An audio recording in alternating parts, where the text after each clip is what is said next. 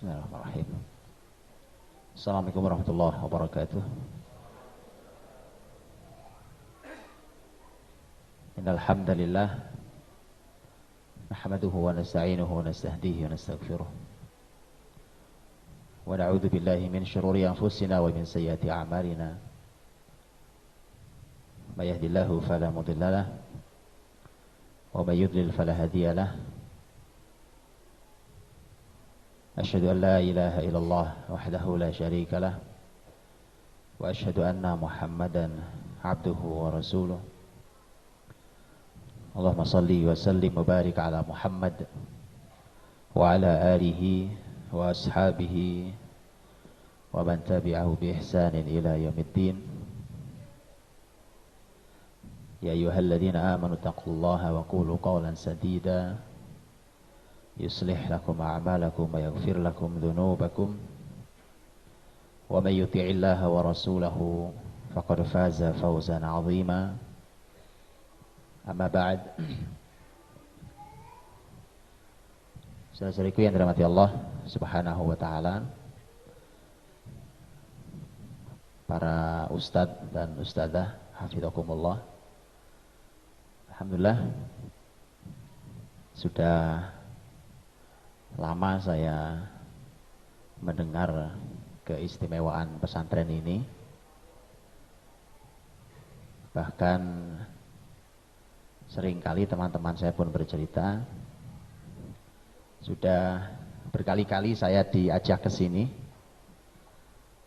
tapi Masya Allah, begitulah Allah berkehendak, baru hari ini saya bersyukur sekali bisa hadir di tempat yang menghadirkan para da'i, para ulama, para mujahid, dan satu silaturahim yang mudah-mudahan bisa menambah kekuatan ukhuwah, menambah kekuatan barisan muslimin. Sesuai berbagai rahmati Allah Subhanahu wa ta'ala. Sebelumnya mohon maaf, mungkin saya agak kelelahan sedikit, jadi alhamdulillah sudah beristirahat, cuma mungkin lagi agak kurang fresh. Tapi insya Allah tidak mengurangi semangat kita untuk belajar bersama. Di kesempatan kali ini tentu banyak sekali para ustadz, ustadzah semuanya, masyaikh di sini yang seharusnya saya jadi pendengarnya saja. Karena di dalam kaidah fikih sekalipun kalau saya duduk di sini itu sebenarnya secara kaidah fikih juga tidak sah. Karena dalam fikih disebutkan bahwa idza wujidal ma batalat tayammum. Kalau ada air tayamumnya batal. Jadi karena di sini ada ustaz-ustaz saya, dan jadi saya mohon maaf sebesar-besarnya kalau tidak sopan duduk di atas ini.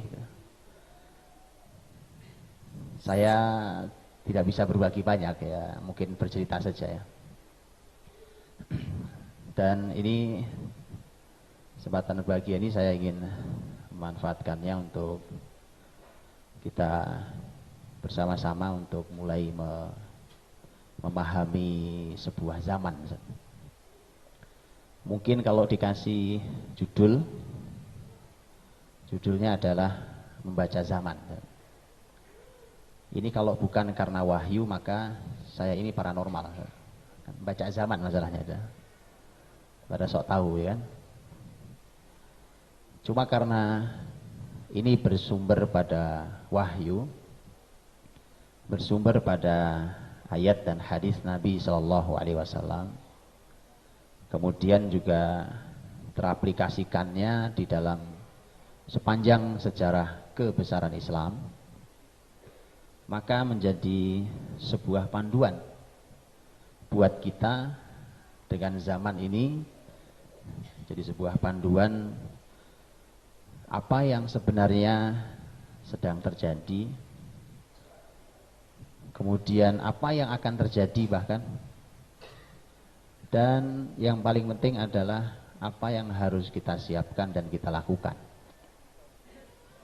Itulah yang mungkin ingin saya sampaikan, supaya mudah-mudahan nanti kalau ada yang benar ya bisa menjadi panduan, kalau ada yang salah mohon dikoreksi. Baik, saudaraku, ikhwah akhwati hafizakumullah. Saya ingin memulai dari satu hadis Nabi Shallallahu Alaihi Wasallam yang ada di dalam Musnad Ahmad. Imam Ahmad meriwayatkan hadis ini, dan hadisnya ini sering juga antum dengar. Saya ingin mulai dari sini, dari hadis ini, di mana Rasulullah Shallallahu Alaihi Wasallam menyampaikan tentang 5 fase zaman, ada 5 urutan zaman. Dan ini semua kita tahu hadisnya, bahwa Nabi Shallallahu Alaihi Wasallam menyampaikan takunun nubuwah hatta sya Allah. Yang fase pertama adalah kenabian, hingga Allah berkehendak untuk menghilangkan kenabian itu, habis kenabian. Dengan demikian kita tahu bahwa fase pertama itu berakhirnya dengan wafatnya Rasulullah Muhammad sallallahu alaihi wasallam. Tahun berapa sih? Rasul wafat tahun berapa? Rasul wafat tahun berapa, Ustaz? Kayaknya ada santri di sini. Saya kalau ngetes Ustaz nggak sopan. Rasulullah Shallallahu Alaihi Wasallam wafat tahun 11. Beliau wafat dan lahir di bulan yang sama. Bulan? Ya, bulan itu. Bulan apa, Ustaz? Ya. Beliau wafat usia 63 tahun. Rasulullah SAW wafat 63 tahun di tahun 11 Hijriah. Dan antum tahu bahwa orang-orang hebat di zaman Nabi meninggal usia 63 tahun. Rasul 63 tahun, Abu Bakar 63 tahun, Umar 63 tahun. Lihat tuh. Utsman berapa Utsman? Bukan 63 tahun. Utsman lebih tua lagi, 80 tahunan. Ali 63 tahun. Antum baca ulang sirahnya, dan antum lihat, saya tidak tahu apakah 63 adalah usia yang tepat untuk meninggal. Orang-orang besar, Pak. Rasul, Abu Bakar, Umar, Ali. 63 tahun.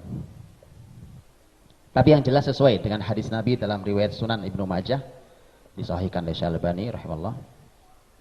A'maru ummati ma baina 60 ila 70. Sudah? Wa aqalluhum man yujawizu dzalik.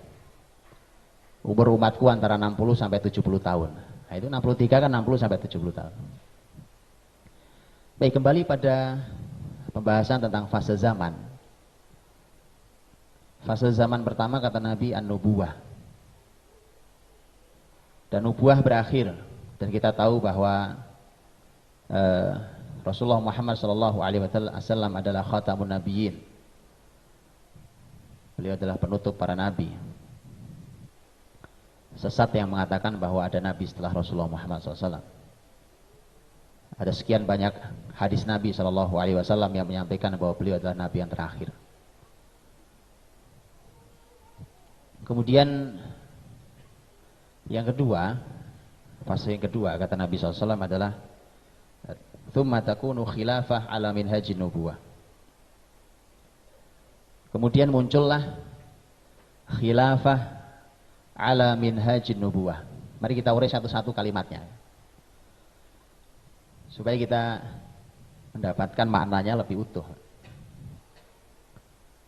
Kata khilafah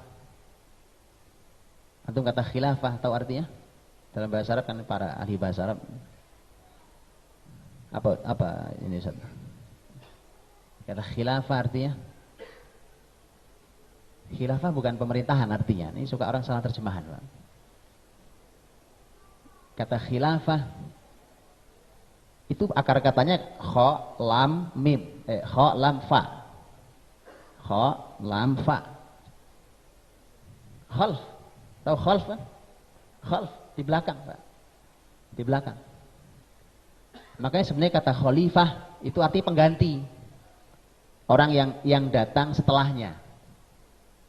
Yang datang menggantikan yang sebelumnya. Nah, khalifah. Maka dari itu dulu sebutannya adalah Khalifatu Rasulillah. Nah, begitu. Karena penggantinya Rasulullah. Pengganti Rasulullah SAW. Nah, artinya inilah yang datang menggantikan fase nubuah. Sudah bukan nabi, tetapi alamin haji nubuah. Khilafah alamin haji nubuah. Yang ada di atas minhaj, di atas jalan kenabian. Sistem kenabian ditegakkan. Rasulullah Shallallahu Alaihi Wasallam dalam hadis yang lain menyampaikan bahwa khilafah alamin haji nubuah itu ada rentangnya, ada tahunnya. Nabi mengatakan al khilafatu ba'di 30 sanah. Kekhilafahan setelah aku 30 tahun lamanya.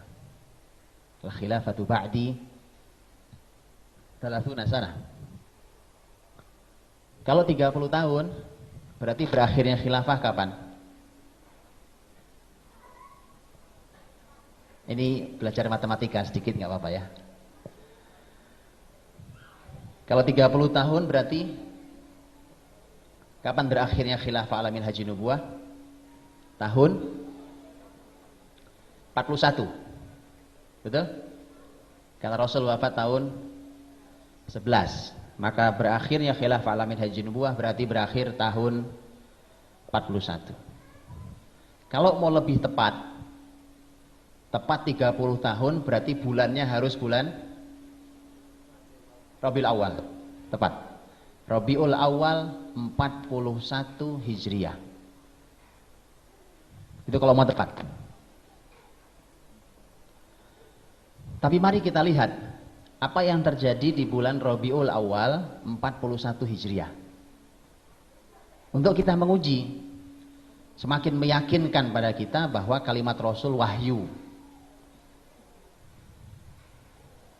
Bukan sembarang kalimat.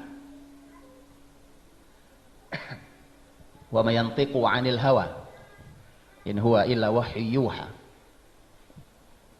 Ini wahyu. Apa yang terjadi pada bulan Rabiul Awal 41 Hijriah? Antum tahu 40 Rabiul Awal 41 Hijriah? Siapa yang memimpin muslimin?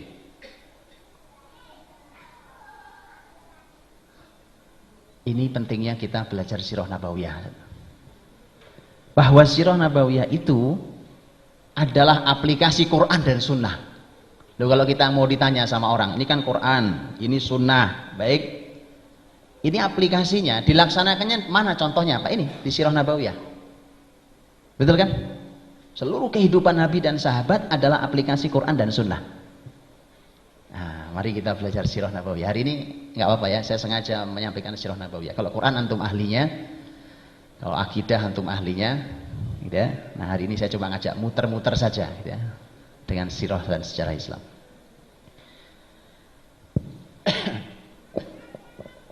Jadi pada tahun 41 Hijriah itu kepemimpinan berpindah. Sebelumnya sebenarnya tahun 40 sebenarnya. Karena itu bulan Rabiul Awal 41 Hijriah. Antum tarik ke belakang 6 bulan. Dari Rabiul Awal antum tarik ke belakang 6 bulan. Itu adalah bulan wafatnya Khalifah Rashid yang keempat, Ali bin Abi Thalib radhiyallahu anhu. Jadi Ali bin Abi Thalib radhiyallahu anhu itu wafatnya tahun 40, bukan 41, 40 Hijriah. Kalau secara hitungan tahun,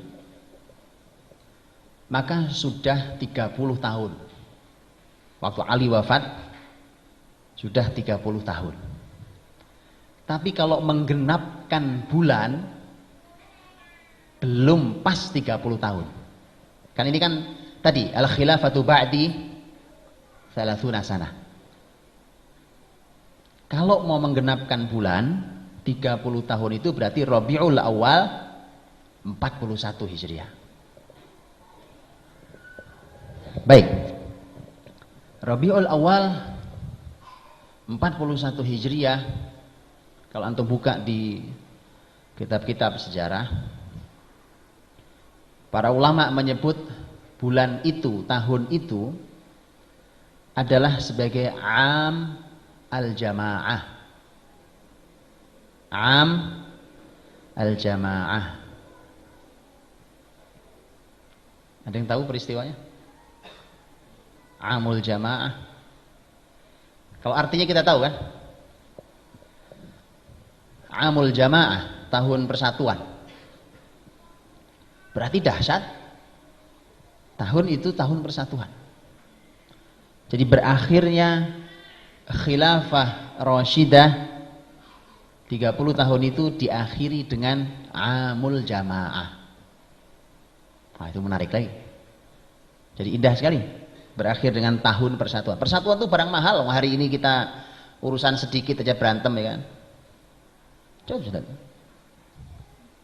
Akhirnya kemudian kita gara-gara sesuatu bikin masjid baru ya. Yang ini nggak penuh, itu nggak penuh masjidnya. Muslimin susah bersatu. Persatuan itu mahal.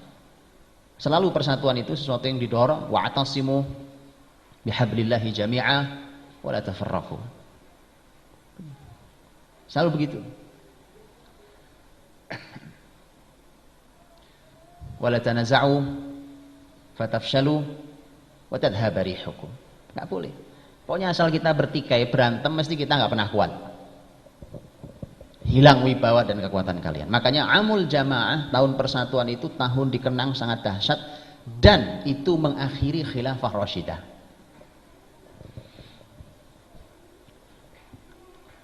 Gak nyampe-nyampe nih, peristiwanya apa tadi? Itu peristiwanya Amul Jamaah itu. Apa Amul Jamaah? Amul Jamaah adalah ketika muslimin menyaksikan bulan itu adalah bulan muslimin bersatu, setelah kurang lebih 10 tahun muslimin bertikai. 10 tahun muslimin bertikai. Banyak penyebabnya, faktornya banyak. Dan bayangkan saat itu masih banyak hidup para sahabat Nabi Shallallahu Alaihi Wasallam, radhiyallahu anhum ajma'in. Jadi tahun itu bulan Rabiul Awal tahun 41 Hijriah, sahabat mulia, cucu Nabi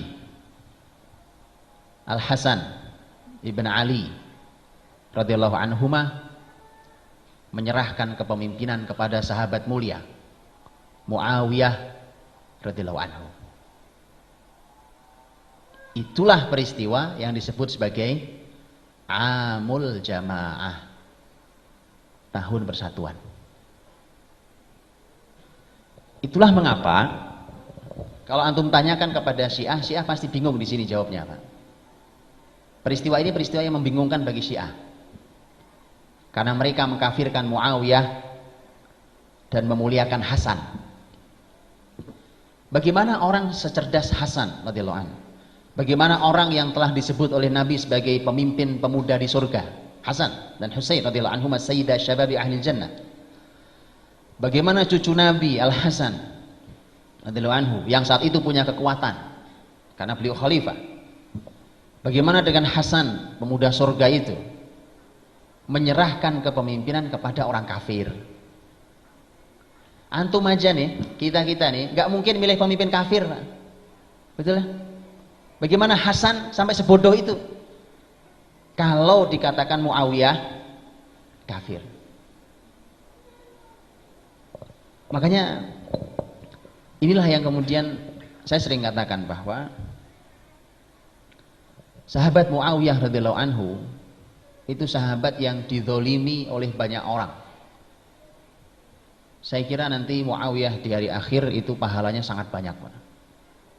Karena banyak orang menzolimi, sepanjang sejarah orang zolimi beliau. Itu saya kan itu. Padahal kalau antum melihat sejarahnya, dari bulan Rabiul Awal tampuk kepemimpinan muslimin dipindahkan dari Hasan ke Muawiyah radhiyallahu anhuma. Kemudian Muawiyah memimpin muslimin selama 20 tahun lamanya. 20 tahun. Ini kepemimpinan terbaik yang dirasakan oleh muslimin setelah bertikai 10 tahun lamanya. Kembali kedamaian, kembali ketenangan, kembali kesejahteraan, kembali hidup menjadi nikmat, kembali kebesaran muslimin, kembali bisa meluaskan wilayah muslimin, kembali menghadirkan hidayah bagi seluruh negeri-negeri. Loh, pemimpin dengan karya sebesar itu loh.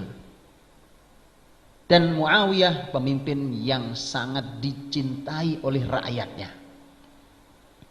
Dan Rasul bersabda, khiyaru a'immatikum man tusalluna alaihim wa yusalluna alaikum. Pemimpin terbaik kalian adalah yang kalian mendoakan mereka dan mereka mendoakan kalian. Wa syiraru a'immatikum man tal'anunahum wa yal'anunakum. Pemimpin terburuk kalian adalah yang kalian melaknat mereka, mereka melaknat kalian. Jadi saling caci maki antara pemimpin dan rakyatnya. Tanyakan pada sejarah Islam, Muawiyah adalah pemimpin yang dilaknat rakyatnya atau dipuji oleh rakyatnya. Muawiyah adalah pemimpin yang sangat dicintai oleh muslimin saat itu.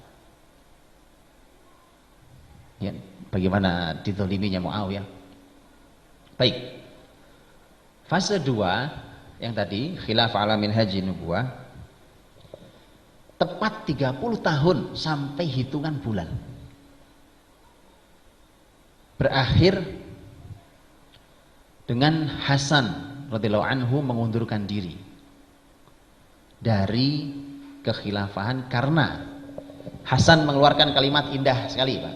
Indah sekali kalimat Hasan. Setelah menganalisa, dan beliau hanya 6 bulan memimpin sepeninggal ayahnya Ali bin Abi Thalib radhiyallahu anhu. Hasan mengatakan, karena muslimin saat itu masih terus saja berhadap-hadapan. Waktu itu kekuatan besarnya adalah Hijaz dan Syam. Itu berhadapan.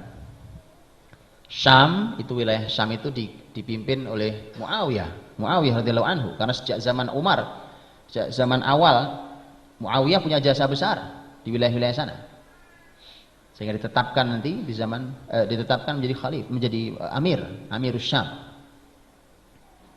Dan wilayah Hijaz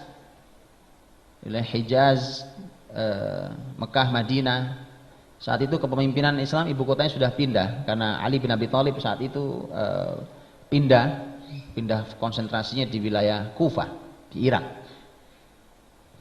Muslimin berhadapan di lapangan. Hasan mengeluarkan kalimat indah sekali. Beliau mengatakan, kalau dulu sebelum saya muslimin berhadapan antara ayah saya dengan Muawiyah, itu di kepala mereka, di hadapan mata mereka masing-masing adalah akhirat. Di depan ayah saya Ali bin Abi Thalib, di kepalanya akhirat, di Muawiyah di kepalanya akhirat. Tapi hari ini ketika muslimin berhadapan, di depan mata mereka dunia. Nah, kalau kita tarung rebutan dunia, mati konyol, Pak. Beda.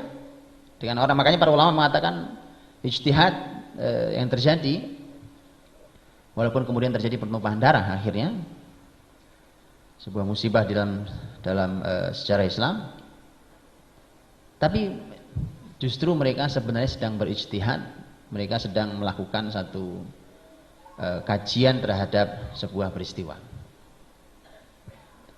Untuk itu Al-Hasan radhiyallahu anhu melihat bahwa kalau saya mengundurkan diri, kemudian diserahkan kepemimpinan kepada orang kuat saat itu, yaitu sahabat mulia Muawiyah, maka muslimin akan bersatu di bawah kepemimpinan kuat Muawiyah radhiyallahu anhu. Dan ternyata tepat bahwa di bawah Muawiyah muslimin bersatu. Baik, fase kedua berakhir, kemudian berganti fase yang ketiga, yang dalam hadis Nabi disebut sebagai mulkan adhan. Mulkan adhan, kata mulk kita tahu artinya kerajaan. Kata ad artinya adalah menggigit, menggigit. Ya'ad, menggigit. Wa yawma ya'addu dhalimu 'ala yadayhi yaqulu ya laitani takhadtu ma'ar rasul. Ya'ad artinya menggigit. Al-mulk kana 'addan, kerajaan yang menggigit. Dia sudah bukan lagi disebut sebagai khilafah. Walaupun dalam sejarah Islam masih sering disebut sebagai khilafah atau pemimpinnya khalifah. Itu tajawuzan, yaitu istilah yang dipakai oleh sejarah Islam, tetapi bahasa Nabi lebih pas sebenarnya, bahwa Nabi menyebutnya mulk, sudah kerajaan. Karena kalau sudah kerajaan, itu artinya sistemnya sudah bukan lagi utuh sistem khilafah ala minhajin nubuwah. Berarti bermulanya sistem mulkana adhan dimulai dari berakhirnya khilafah ala minhajin nubuwah. Bulan Rabiul Awal 41 Hijriah bermula dan di bawah kepemimpinan sahabat mulia Muawiyah radhiyallahu anhu. Jadi zaman mulkan adhan itu bukan zaman jelek semua, bukan zaman buruk semua. Banyak pemimpin hebat, pemimpin mulia. Hanya saja di fase ini Nabi tidak menyebut berapa lamanya. Tapi muslimin masih punya kekuasaan. Dimulai dengan Muawiyah radhiyallahu anhu punya kekuasaan. Muslimin masih memiliki kekuatan, masih memimpin bumi ini. Kalau diukur dari kekuasaan muslimin, maka muslimin ini baru berakhir kekuasaannya 1924 Masehi. Betul? Secara hukum baru berakhir kepemimpinan muslimin dan tutup sampai hari ini, sampai kita duduk di tempat ini, yang sebentar lagi insya Allah buka lagi dengan izin Allah. Tutup sudah 1924 Masehi dengan tutupnya Turki Utsmani. Siapa yang nutup? Yahudi. Mustafa Kamal itu Yahudi dari Donama. Yahudi Donama. Profesor Dr. Abdul Halim Uwais, ini salah seorang ahli sejarah Islam, ulama Al-Azhar. Beliau dalam buku-bukunya banyak mengkaji tentang sebab-sebab keruntuhan setiap negara-negara Islam. Di dalam buku beliau tentang dirasat li suqut 30 daulah Islamiyah, kajian terhadap 30 keruntuhan daulah Islamiyah, sebab keruntuhan 30 daulah Islamiyah, itu beliau menyampaikan. Dan akhirnya lembar peradaban kita yang bercahaya ini ditutup oleh Yahudi. Jadi peradaban hari ini adalah peradaban Yahudi. Di Turki Utsmani terakhir Pak, Turki Utsmani terakhir tuh 1924 berakhir ditutup oleh Yahudi. Untuk itulah semua sistem hari ini Yahudi. Anda mau bicara sistem apa Yahudi? Sistem pendidikan Yahudi, ekonomi Yahudi, politik Yahudi, ini Yahudi semua. Baik, ikhwati hafizakumullah. Jadi fase ketiga, Nabi tidak menyebutkan kapan berakhirnya. Tetapi kalau mengacu pada kekuatan kekuasaan muslimin masih punya kekuatan dan kekuasaan dengan fluktuatif artinya naik turun ya. Kadang-kadang pemimpinnya adil, rakyatnya makmur sejahtera. Kadang pemimpinnya zalim, pemimpin muslim maksud saya, pemimpinnya zalim, jatuh rakyatnya, keadilan juga ternodai, naik lagi, begitu seterusnya. Di setiap zaman, di setiap dinasti selalu ada yang adil, selalu ada yang zalim. Kalau antum baca dinasti Bani Umayyah, muncul tokoh besar, diantaranya adalah Umar bin Abdul Aziz, pemimpin, rahimahullah ta'ala. Itu pemimpin luar biasa. Kalau antum baca di zaman Bani Abbas ya, ada muncul pemimpin hebat, Harun ar-Rasyid, rahimahullah ta'ala. Antum baca di sejarah Andalus muncul pemimpin-pemimpin hebat, ya, Abdurrahman An-Nasir, Muhammad bin Abi Amir, Al-Hajibul Mansur. Walaupun muncul juga pemimpin-pemimpin zalim di antara mereka, naik turun. Tapi muslimin masih memiliki kekuasaan di muka bumi dan ajaran Islam masih dijalankan. Fase ketiga berakhir. Masuk fase keempat. Nabi menyebutnya sebagai mulkan jabriyah. Mulkan jabriyah. Mulk artinya kerajaan, jabr, kata jabr artinya adalah maksa, diktator, bertangan besi. Mulkan jabriyah. Kepemimpinan berganti kepada kepemimpinan bertangan besi. Hari ini para ulama Islam mengatakan bahwa inilah zamannya. Inilah zamannya.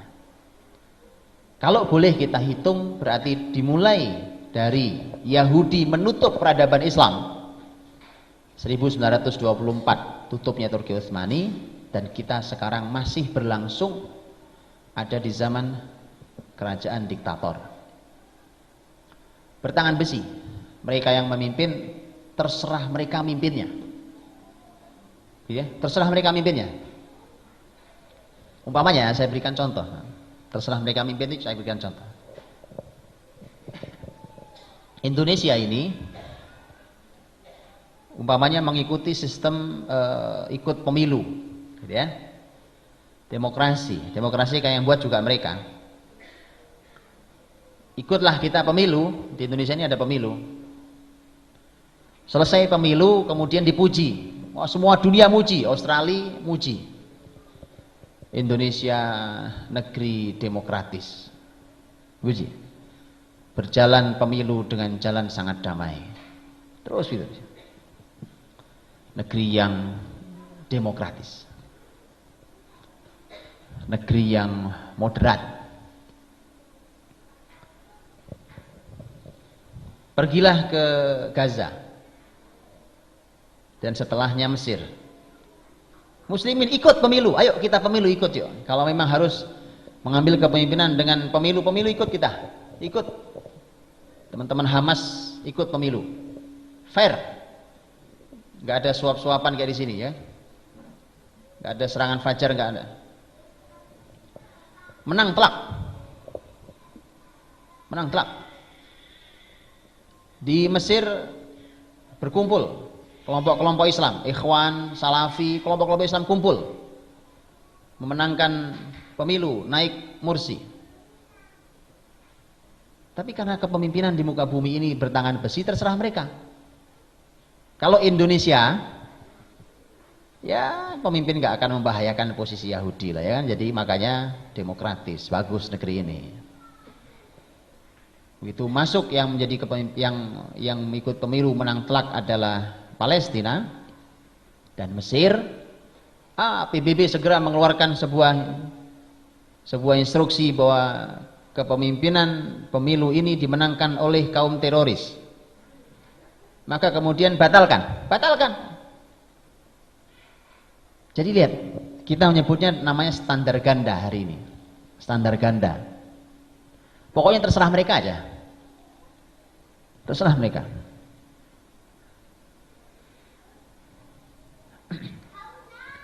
Mulkan Jabriyah belum berakhir. Berarti kita ini sekarang ada di fase 4. Berarti waktu Rasul bersabda, hadis ini yang terjadi baru 1, baru 1/5. Waktu kita duduk di sini sekarang ini yang belum terjadi 1/5. Karena kita sekarang sudah masuk fase 4, tinggal 1 yang belum terjadi.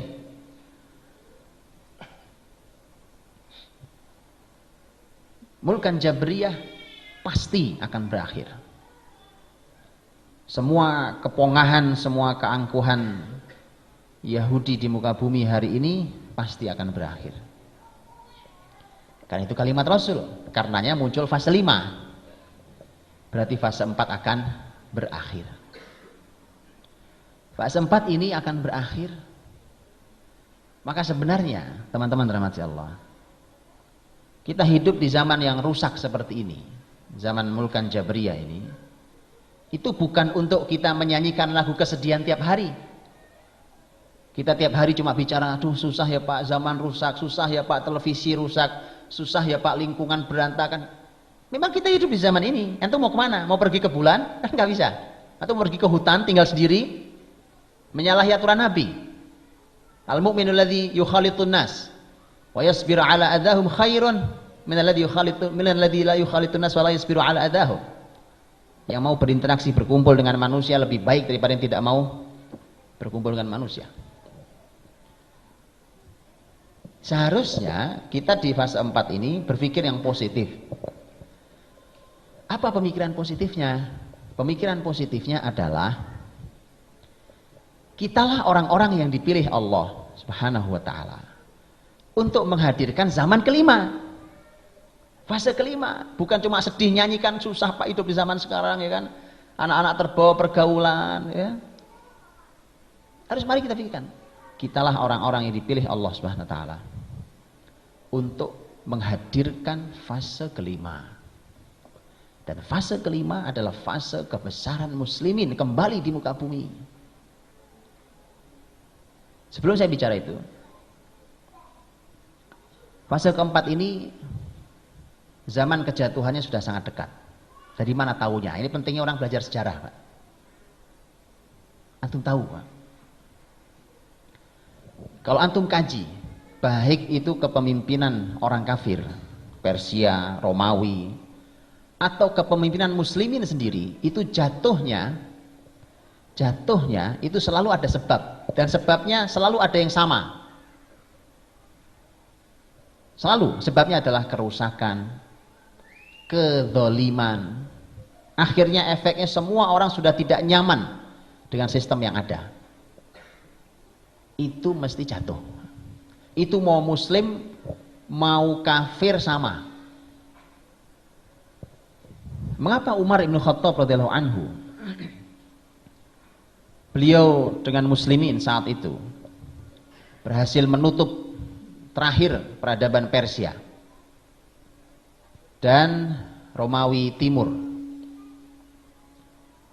Karena salah satunya memang, selain memang dengan izin Allah mujahidin yang luar biasa, levelnya para sahabat. Selain itu karena memang internalnya Persia dan Romawi sudah hancur. Sistemnya sudah berantakan, kedzaliman di mana-mana, keadilan tidak ada. Masyarakat sudah tidak suka hidup dengan sistem itu. Makanya kadang-kadang mereka mengatakan kami lebih memilih muslimin, hidup di bawah muslim, walaupun agama kami berbeda dibandingkan kami hidup di bawah aturan agama kami sendiri. Itu karena sudah saking dolimnya.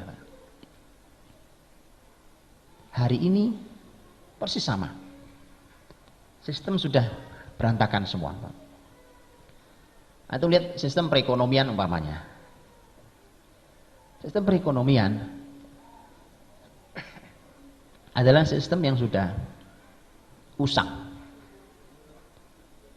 Saya pernah membaca sebuah berita bahwa Paus yang mengundurkan diri kemarin, Paus Benediktus XVI, itu memberikan instruksi kepada para pastor-pastornya di dunia untuk mempelajari sistem ekonomi syariah, sistem ekonomi Islam. Karena Kristen nggak punya sistem ekonomi. Dan ekonomi hari ini sudah jatuh. Negara sudah bangkrut satu persatu. Kemarin Amerika sempat shutdown pemerintahannya, ya, sempat tutup pemerintahannya. Cuma nggak lanjut aja. Masih buka lagi sekarang. Sempat shutdown.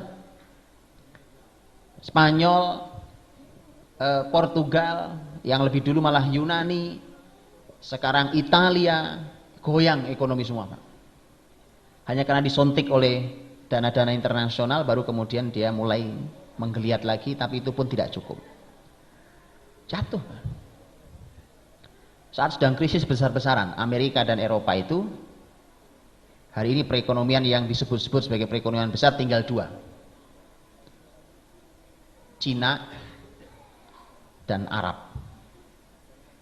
Ya, bacalah Zaman supaya kita tahu. Cina dan Arab. Asia secara perekonomian juga menarik. Tapi Asia secara agama sama dengan rata-rata dengan Arab. Secara agama Islam. Paling hanya ada beberapa negara-negara, tapi Asia, terutama maksud saya adalah Asia Tenggara maksud saya. Nah, kalau Asia besar malah kemudian ada banyak negara-negara Islam. Nah, sebenarnya bagi rahmati Allah Subhanahu wa taala, ya sudah jatuh. Sistem kepemimpinan, sistem hukum, semuanya zalim, tidak ada keadilan, orang sudah tidak nyaman. Ini demokrasi di Indonesia ini, saya pernah mendengarkan langsung seorang pakar hukum senior di Indonesia, ya, pakar hukum Indonesia ini salah seorang pengacara sangat senior. Ketika diwawancarai dia mengatakan, nampaknya kita harus mencari sistem yang baru di Indonesia untuk menggantikan demokrasi yang hari ini. Jadi nggak perlu antum yang bicara itu sebenarnya. Mereka pun sudah merasakan bahwa ini sudah nggak beres nih. Ada yang salah nih. Ada yang salah.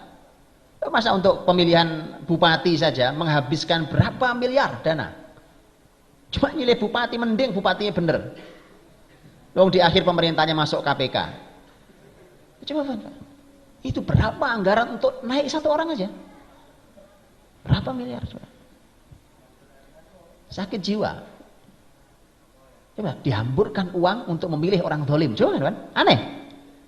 Ya kan? Hanya orang gila gitu ya. Kan kalau bahasa kasar gitu ya, hanya orang gila yang orang menghabiskan uang bermiliar-miliar untuk memilih orang zalim. Tapi itu yang terjadi. Sudah berantakan, rusak. Bicara tentang akhlak, moral, sudah habis. Di Indonesia, negeri Muslim ini, saya pernah diundang oleh seorang ustadz. Beliau bilang, Ustadz Budi, tolong sediakan waktu untuk nanti mengisi para guru di Bekasi, pinggiran Jakarta sana. Karena begini Ustadz, beliau mengatakan begini, ada fenomena yang menyedihkan di SMA. Ini bukan lagi pergaulan bebas laki perempuan, kemunculan fenomena gay di SMA. Ini adalah kaum Nabi Lut kaum gay, Pak. Itu sudah masuk sampai ke level SMA. Gay. Yang Nabi Shallallahu Alaihi Wasallam mengajak kita untuk melaknat mereka.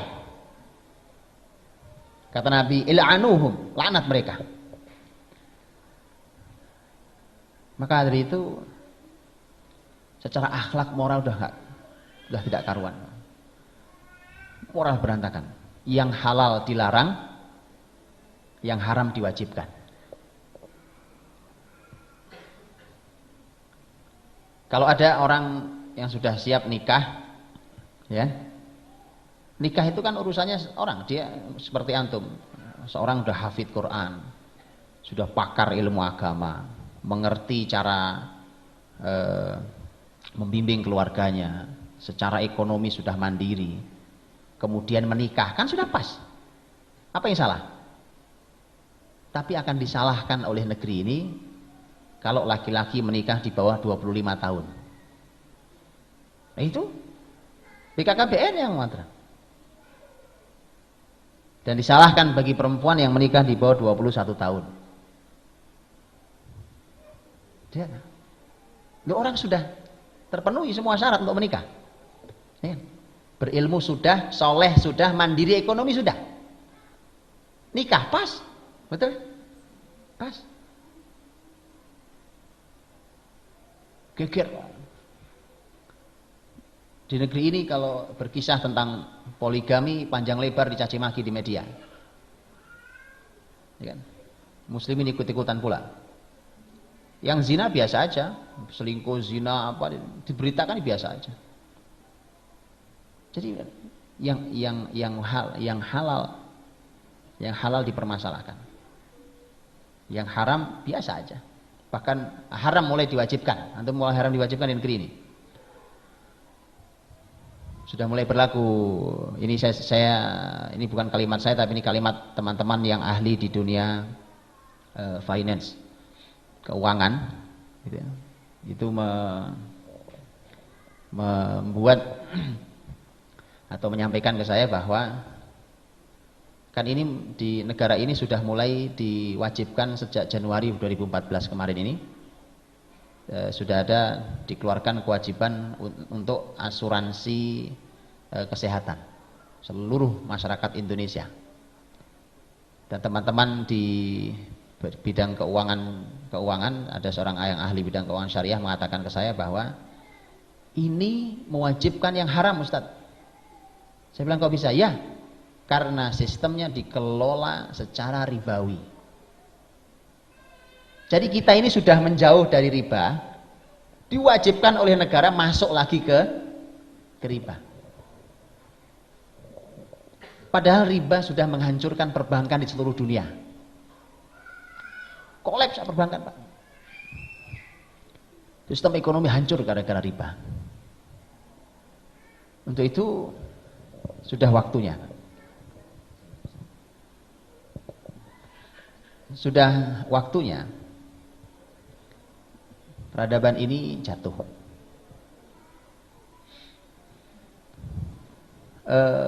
Umpamanya mencari pemimpin, Nyari pemimpin susah sekali. Ya, nggak usah bicara pemimpin yang adil, mensejahterakan. Nah. Jakarta itu kan dapat gubernur warisan sini, ya kan? Itu memperkenalkan istilah belusuan. Ya, di Jakarta mengenalkan istilah belusuan. Oh, itu sudah exciting, Pak. Itu sudah luar biasa. Karena gubernur sebelumnya nggak pernah belusuan.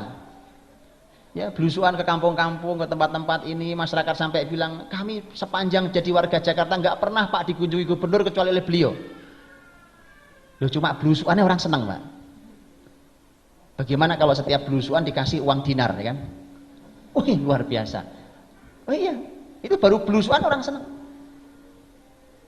Nah, artinya Pak, ini krisis kepemimpinan tuh sudah sampai pada level itu. Masyarakat itu sudah jauh dari pemimpinnya, sudah tidak suka dengan kepemimpinannya. Rata-rata golput sudah 40% di Indonesia. Ya, sehingga siapapun pemenangnya pasti golput yang menang. Karena partai-partai lain nggak ada, Pak, yang mencapai 30%. 20%-nya susah kok. Ya. Jadi golput lah pemenangnya. Sekarang golput diprotes karena golongan putih ya. Yang lain disebut golongan hitam. Baik, teman-teman rahmati Allah. Berarti di depan kita ini itu ada fase kelima. Fase kelima itu Nabi punya bahasa yang luar biasa, inspiratif buat kita.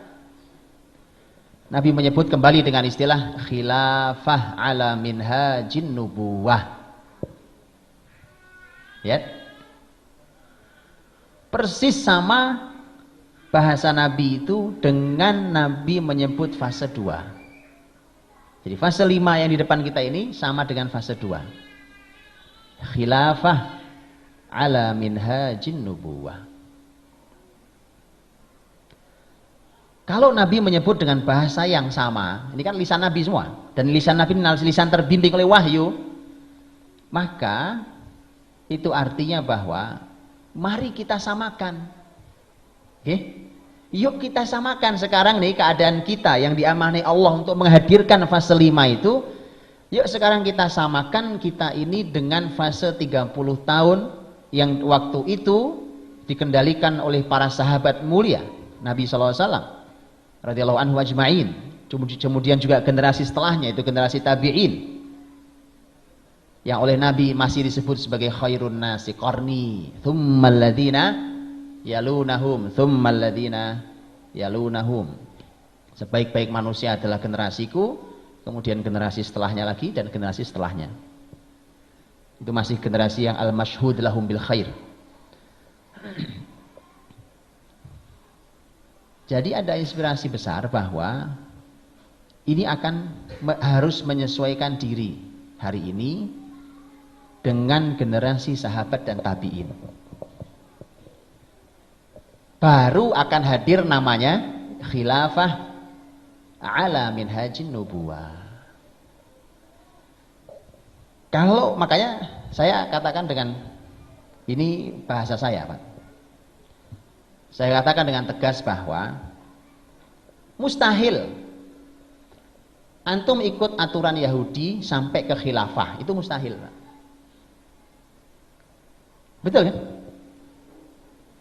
Karena khilafah ala minhajin nubuwah itu bahasanya persis sama dengan fase 2. Fase 5 ini fasenya fase 2 sama. Berarti tidak bisa pakai aturan yang lain. Berarti kalau mau menghadirkannya, generasinya harus pakai aturan Nabi SAW. Karena bahasanya ala minhajin nubuwah. Umpamanya, mohon maaf, umpamanya hari ini teman-teman saudara-saudara kita yang memperjuangkan kekuasaan termasuk di Indonesia ini melalui partai, umpamanya. Saya hormati, silakan Pak. Ambil kekuasaan itu. Mudah-mudahan antum juga tidak larut dalam sistem yang rusak ini. Perbaiki sistem negeri ini. Tetapi tidak akan pernah ideal. Tak akan pernah ideal.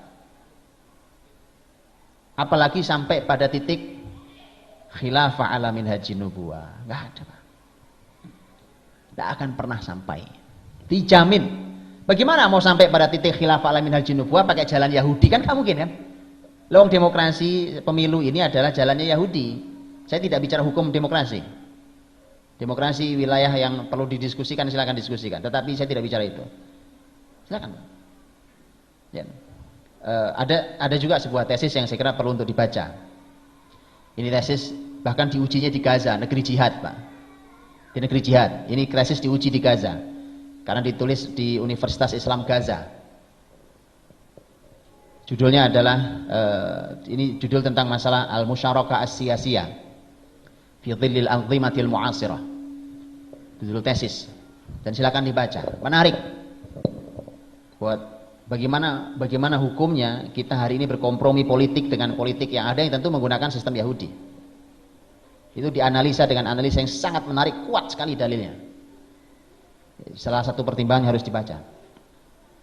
Tapi bukan itu pembahasan kita.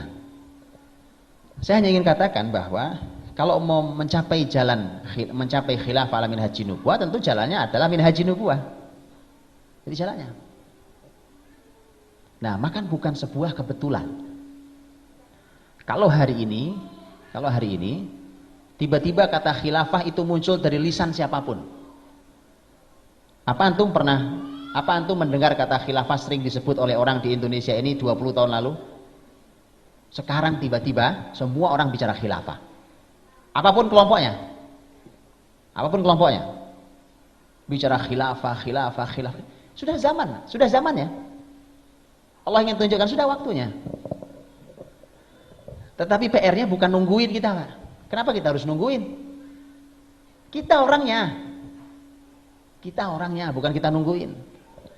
Cuma kalau kita mengatakan kita orangnya, mari menyesuaikan diri dengan konsep nubuah tadi itu. Konsep Nabi Shallallahu Alaihi Wasallam. Semua dikembalikan ke konsep Nabi. Gak ada lagi konsep Yahudi.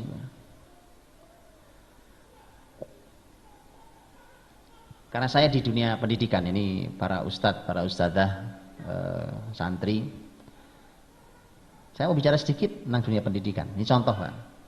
Sudah waktunya dunia pendidikan dibersihkan dari konsep Yahudi. Umpamanya muncul di konsep pendidikan.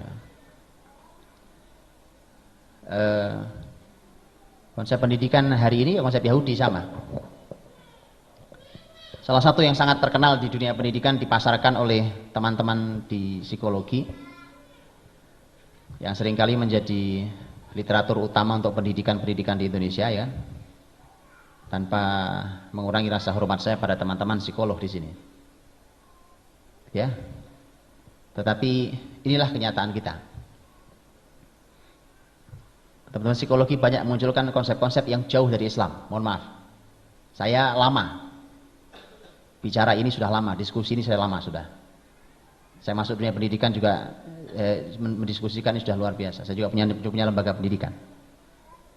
Banyak konsep-konsep yang jauh dari Islam. Sayangnya adalah, ini sayangnya, mohon maaf lagi sekali lagi, ustadz-ustadznya itu membawa ayat ditempelin di konsep itu. Oh cocok Pak dengan Islam nih ayatnya nih. Ini hadisnya Pak ditempelkan. Kan? Jangan disayangkan. Jadi ditempel. Akhirnya kemudian orang, masyarakat yang tidak tahu ini kemudian akhirnya merasa, oh benar Pak konsepnya. Oh itu ustadznya aja, kata ustadznya benar. Ada dalilnya. Ya. Apalagi kalau yang nempelin dalil umpamanya lulusan Madinah gitu ya. Udah semakin menyesatkan masyarakat. Maka dari itu kita harus belajar utuh konsep Islam itu pendidikan kayak apa gitu. Saya kasih contoh. Teman-teman psikologi, teman-teman pendidikan, juga teman-teman yang lain yang mendalami konsep pendidikan hari ini akan tahu bahwa di sebagian konsepnya teman-teman psikologi memunculkan sebuah konsep dan ditulis di buku-buku mereka. Judulnya Jangan Berkata Jangan. Betul? Ada konsepnya Ustaz-Ustazah? Ada ya? Jangan berkata jangan. Wah kita terbang, kita kata, oh itu konsep Islami Pak, itu bijak sekali. Kan? Itu luar biasa. Dari mana bijaknya? Di mana hebatnya konsep itu? Itu konsep melanggar syariat Pak. Dihapus, buang tempat sampah, itu yang benar. Atau kalaupun konsep ini benar hanya separuh, sebagian saja. Betul kan? Hanya sebagian. Nah itu, jadi jauh, Pak. Jauh. Ini kemudian efeknya panjang. Itu kan, wah nanti ada survei, Pak. Ada penelitian tentang ilmu otak, gitu ya. Muncullah ilmu teori otak kiri, pindah otak kanan, pindah lagi otak tengah, ya kan? Besok otak pinggir, otak mana itu. Lelah antum dengan teori Yahudi. Bukan Islam tidak terima penelitian. Oh iya terima. Bahwa itu otak ilmu sendiri besar, ya. Islam terima, ya. Cuma muslimin ini punya tolak ukur syar'i. Muslimin itu punya Quran Sunnah, itu yang diukur. Yang mana yang sesuai, mana yang tidak sesuai. Ya. Ini contoh. Jadi mari kita sesuaikan diri kita menyambut khilafah alamin haji nubuwah, dan kitalah orang-orangnya kalau Allah izinkan. Maka sesuaikan ilmu kita, sesuaikan konsep kegiatan kita. Coba Anda lihat semakin bergeraknya dunia pendidikan. Awalnya setelah dipikir-pikir oleh orang-orang pendidikan, disurvei, di apa segala macam, kemudian mereka mengatakan bahwa nampaknya yang namanya hukuman di dunia pendidikan tidak boleh. Nah, dikeluarkanlah hukuman tidak boleh di dunia pendidikan. Makanya kalau ada guru nyubit muridnya masuk polisian. Ya. Oh itu kan biasa. Di kita juga gitu. Saya bilang ketika ada guru-guru kemudian diadili atau dipanggil polisi gara-gara nyubit muridnya gitu ya, saya bilang kiamat pendidikan Indonesia. Bahwa gurunya harus belajar pendidikan, ya, harus tahu kapan nyubit yang benar, kapan tidak. Tetapi kalau gara-gara itu kemudian gurunya masuk penjara, kiamat pendidikan Indonesia. Allah, Pak, melanggar syariat. Melanggar syariat itu jangan sering-sering, ya kan? Itu melanggar sekali aja musibah, melanggar berkali-kali. Itu baru gunung Kelut meletus sini udah panik, kan? Para Kelut itu di daerah saya sana, Pak, di Jawa Timur sana. Gak usah melanggar syariat lah. Nah, kalau kemudian kita ini melakukan atau menganalisa sesuatu, analisalah dengan syariat ini, dengan wahyu ini.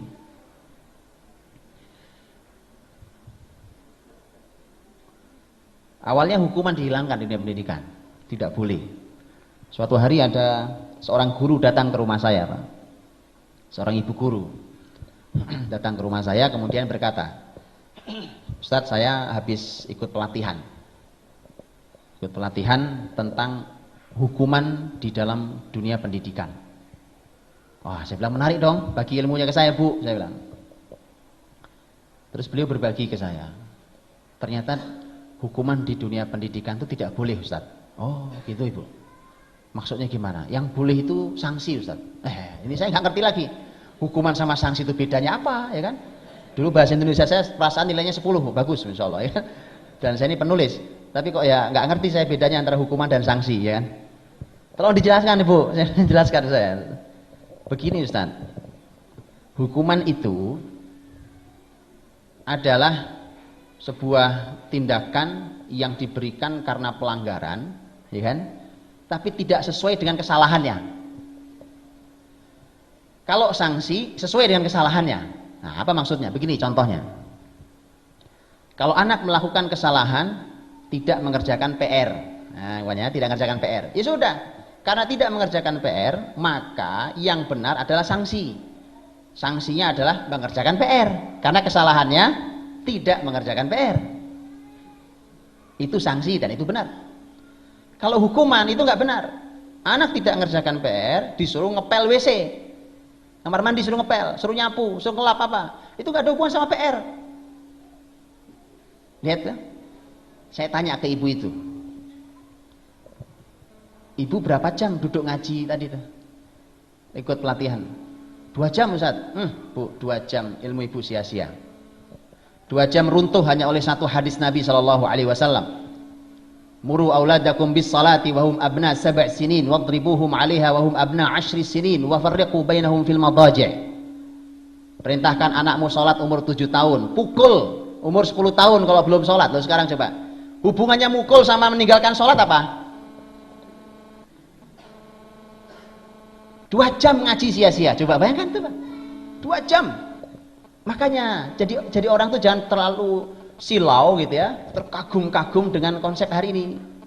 Jadi kalau ada konsep, wah konsep bagus banget, tak kelihatannya bijak, ukur dengan syariat. Ukur dengan syariat. Apa kalam wahyu kita, kan?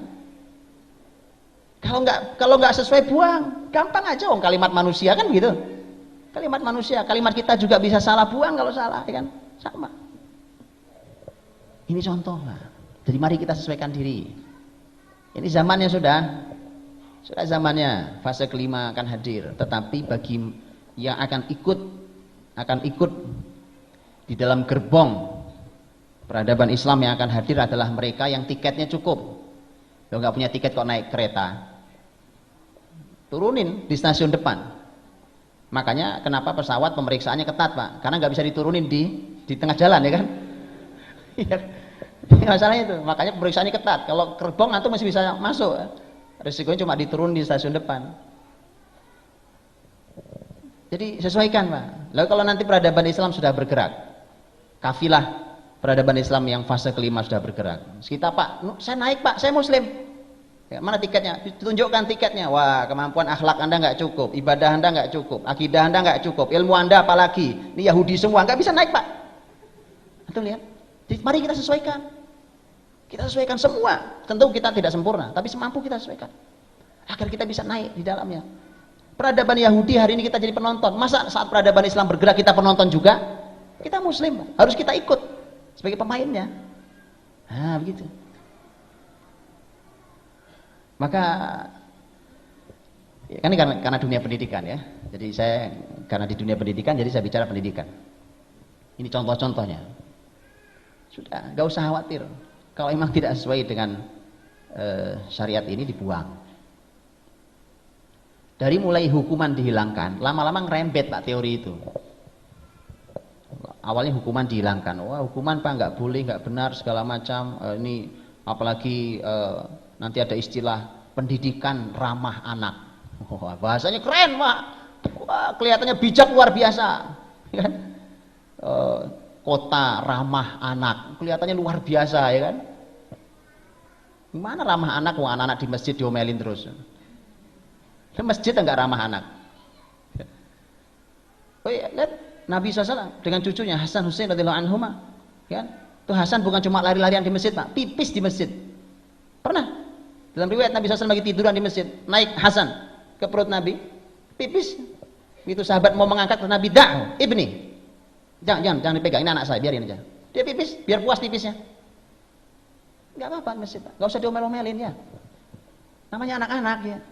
Itu masjid ramah anak baru namanya, sesuai konsep Nabi. Tapi jangan ramah anak itu pelintir sana pelintir sini. Akhirnya merembet ke sini, Pak. Merembet ke sini sampai muncul konsep turunannya. Konsep turunannya kalau tadi kan yang bersalah tidak boleh dihukum. Maka muncul konsep turunannya.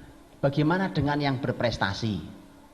Kalau tadi yang bersalah, bagaimana dengan berprestasi? Dulu kalau saya prestasi, Pak, ya dikasih di tulisan rapot ranking 1 dari sekian anak.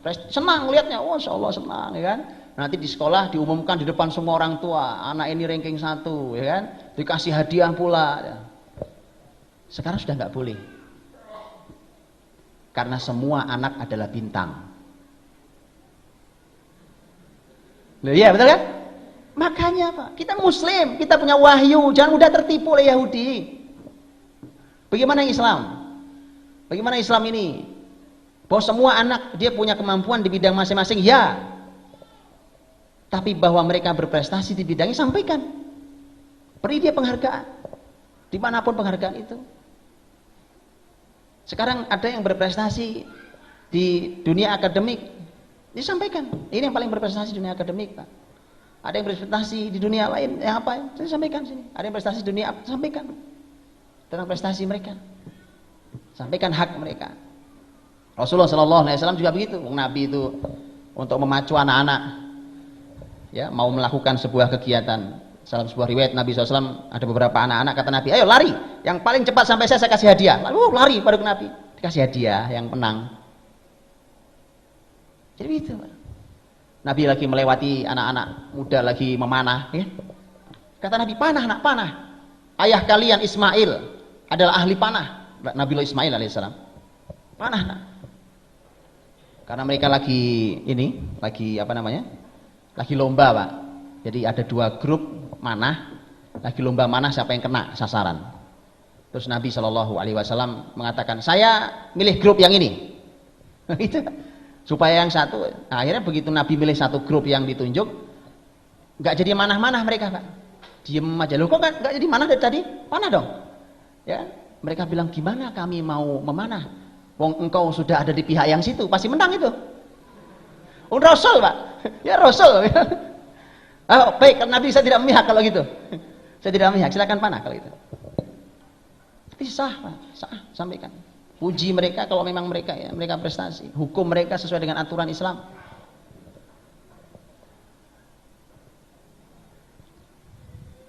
Kan begini.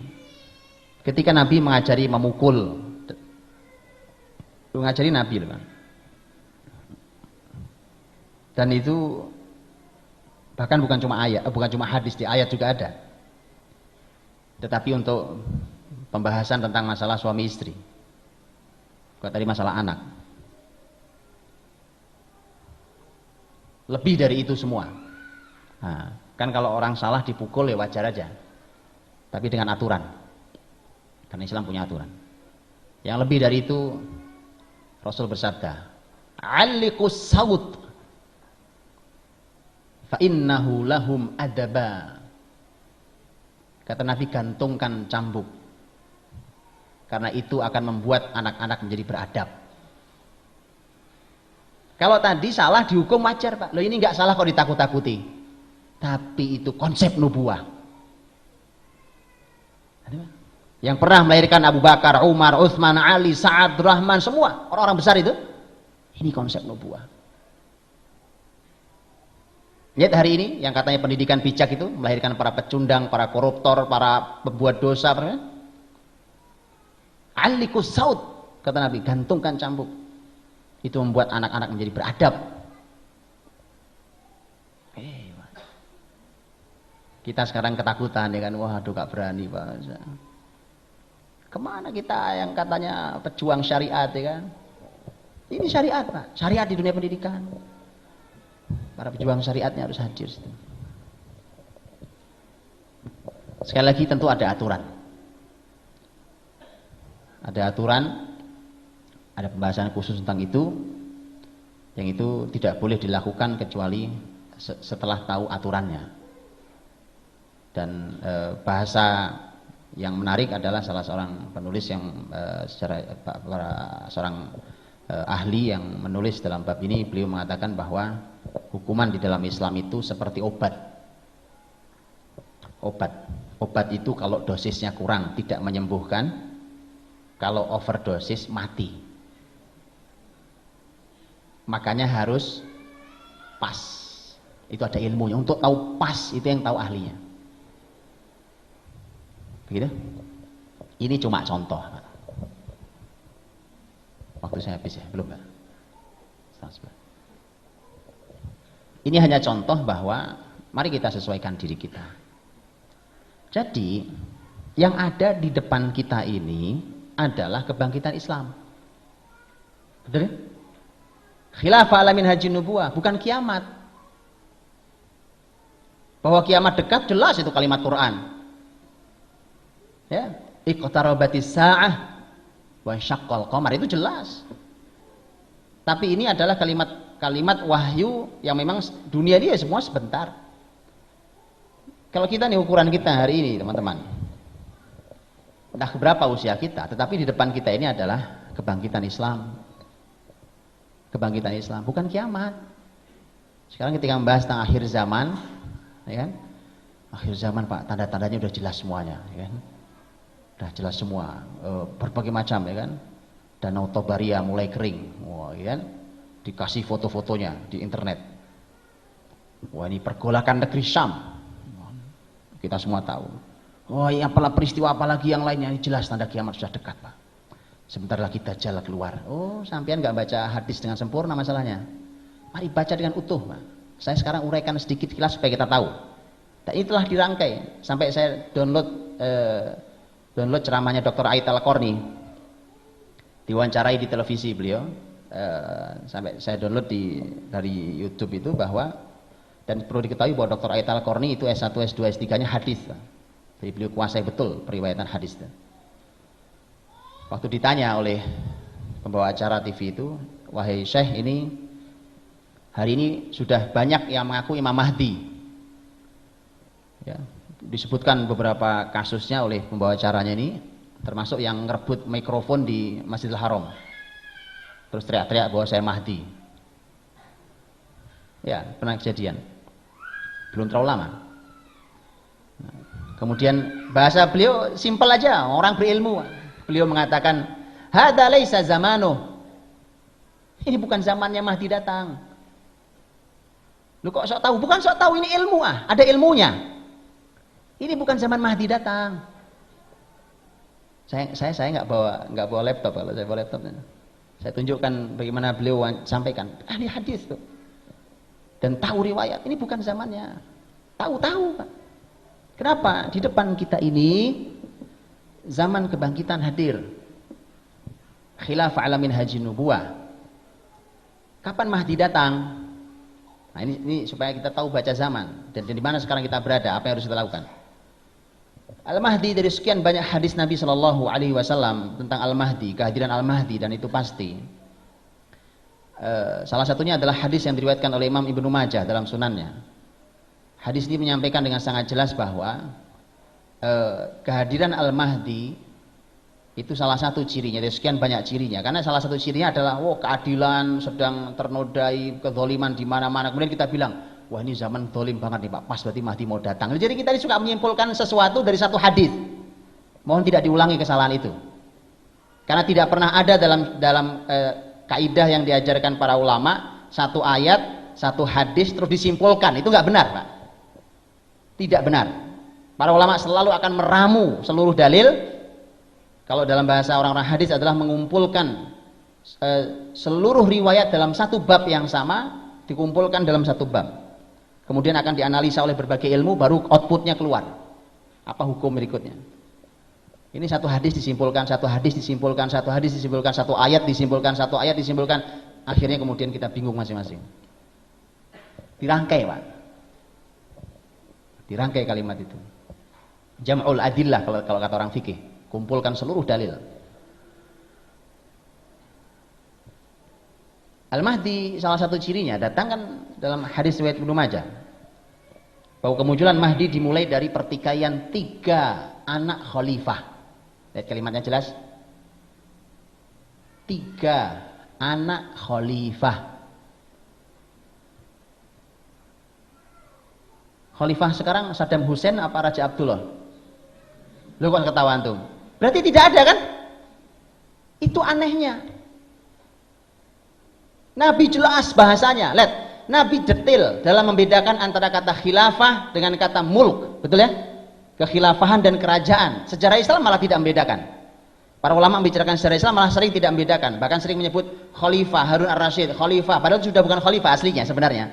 Walaupun sah-sah saja, tajawuzan.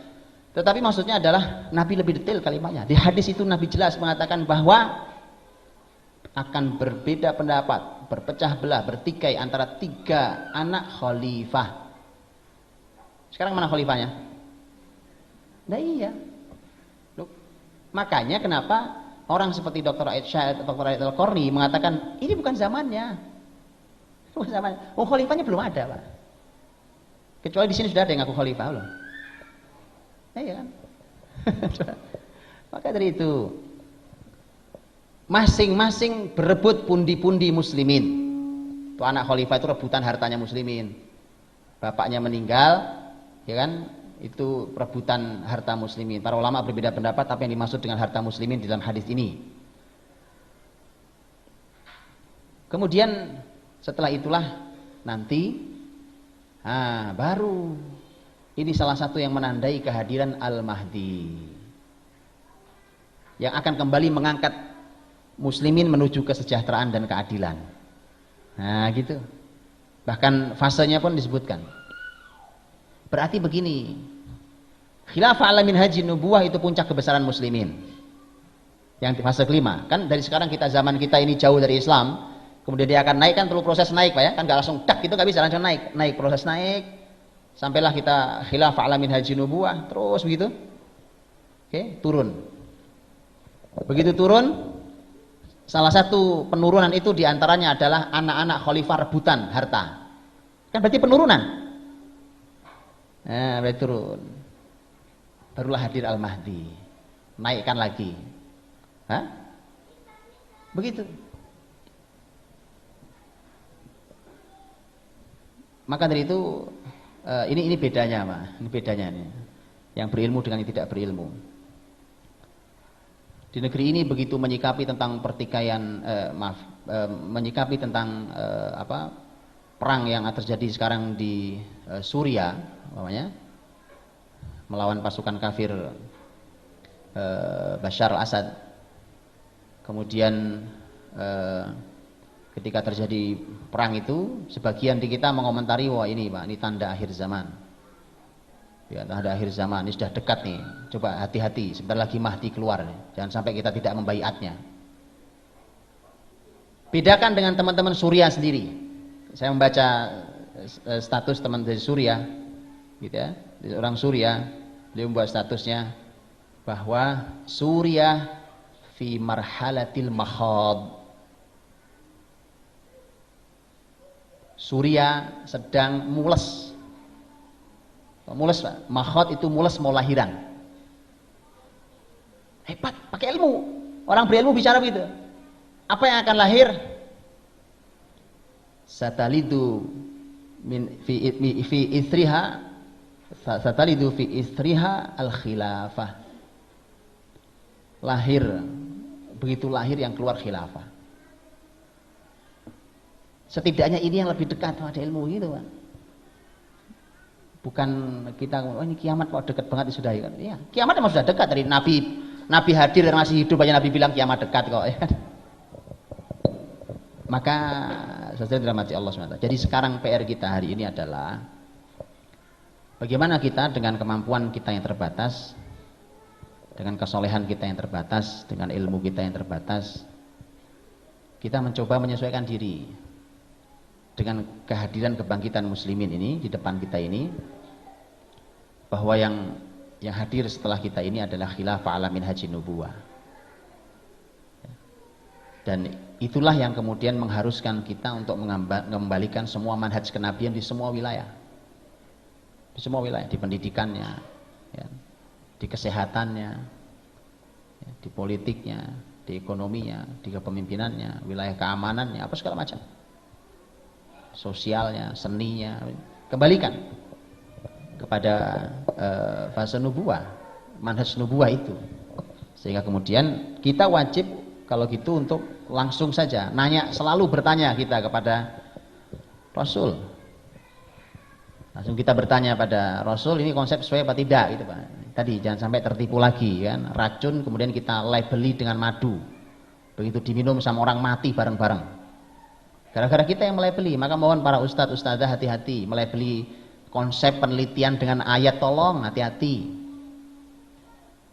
Itu kalau benar pas alhamdulillah, kalau tidak itu racun antum melabeli dengan madu, diminum sama orang, mau madu mati rame-rame. Hati-hati. Apalagi para tokoh ustadz yang didengar oleh masyarakat, berhati-hati melabeli itu. Baik, saudara dirahmati Allah Subhanahu wa taala, saya kira ini sudah hampir setengah 11. Ya, mudah-mudahan bisa ya, sedikit berbincang, ini menjadi bagian dari satu pengingat kita bahwa beginilah seharusnya orang beriman membaca zaman, membaca sekelilingnya. Ada ayat yang dibacakan, ada hadis yang dibacakan, ada sejarah Islam yang bisa dianalisa dan semuanya bermanfaat, kemudian juga menjadi sebuah pelajaran apa yang harus kita siapkan, ya, bagaimana kita harus berlaku, bertindak dan menyesuaikan diri dengan konsep-konsep Nabi Shallallahu Alaihi Wasallam, manhajun nubuwah, sehingga kemudian ketika hadir fase kelima ini dalam khilafah ala minhajun nubuwah itu, maka mudah-mudahan kita termasuk pelakunya. Kita mudah-mudahan diberikan Allah usia yang cukup untuk kita bisa menyaksikan kebesaran Islam itu. Wallahu a'lam bishawab. Assalamualaikum warahmatullahi wabarakatuh.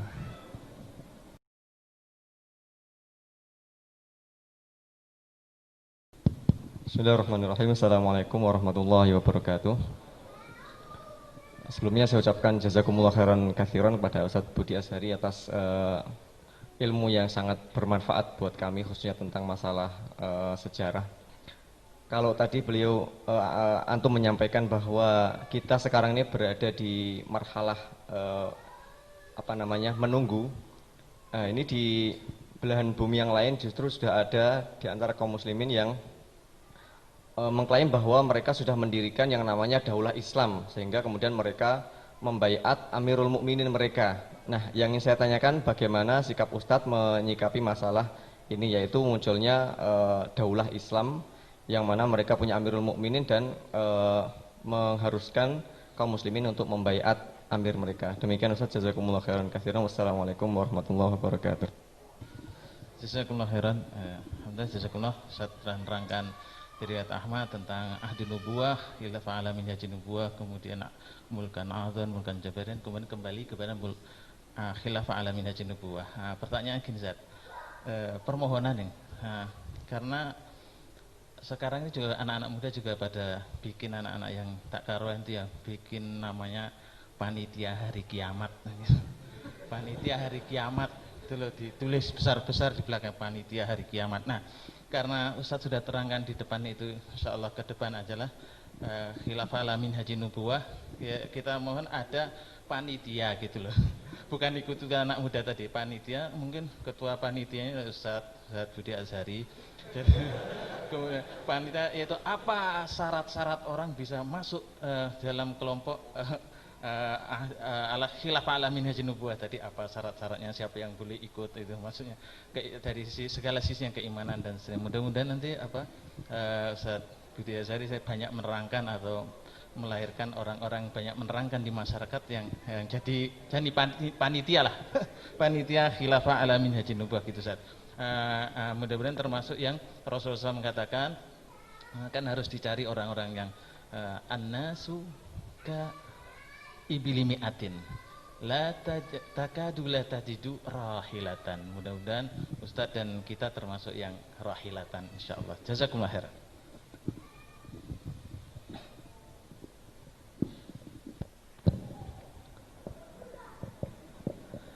Ikhwahwati hafizakumullah. Kalau daulah Islam yang di belahan bumi lain yang sudah membaiat amirnya atau membaiat khalifahnya itu terlambat, Pak. Duluan Indonesia. Indonesia sudah ada yang punya khalifah, betulan. Jadi kalau untuk baiat nggak usah jauh-jauh, ada khalifah di sini kan, ada khalifah di sana juga. Di sini khalifah nggak satu lagi. Karena saya pernah diskusi dengan mereka, Pak. Secara pemahaman baik, bagus. Tetapi kemudian mereka meyakini bahwa ini khalifah ditegakkan, gitu ya. Kemudian mereka sudah membaiat khalifahnya. Saya pernah diskusi dengan mereka di forum terbatas, hanya pemimpin-pemimpin, kemudian tim inti dai mereka seluruh Indonesia dikumpulkan. Saya diundang untuk mendialogkan tentang bab ini. Itu begitu saya dialogkan, cukup panjang dialognya. Saya sampaikan konsepnya lebih detail dari hari ini tentang khusus tentang masalah itu. Itu sampai akhirnya ada anak muda, ini dai mereka dari Indonesia bagian timur, itu sampai nangis-nangis, Pak. Sampai bilang gini, dia berkata kepada pembimbingnya, di ustadz tertingginya yang hadir saat itu. Nangis, Ustadz gimana nih, apa kita lanjutkan apa tidak ini, gitu. Kenapa? Jadi ternyata memang salah pahamnya sangat serius, Pak. Termasuk yang hari ini muncul. Dan kita juga jangan terlalu mudah bereforia. Wah, ini udah dekat. Karena semua ada ilmunya, Pak. Jadi jangan mudah bereforia.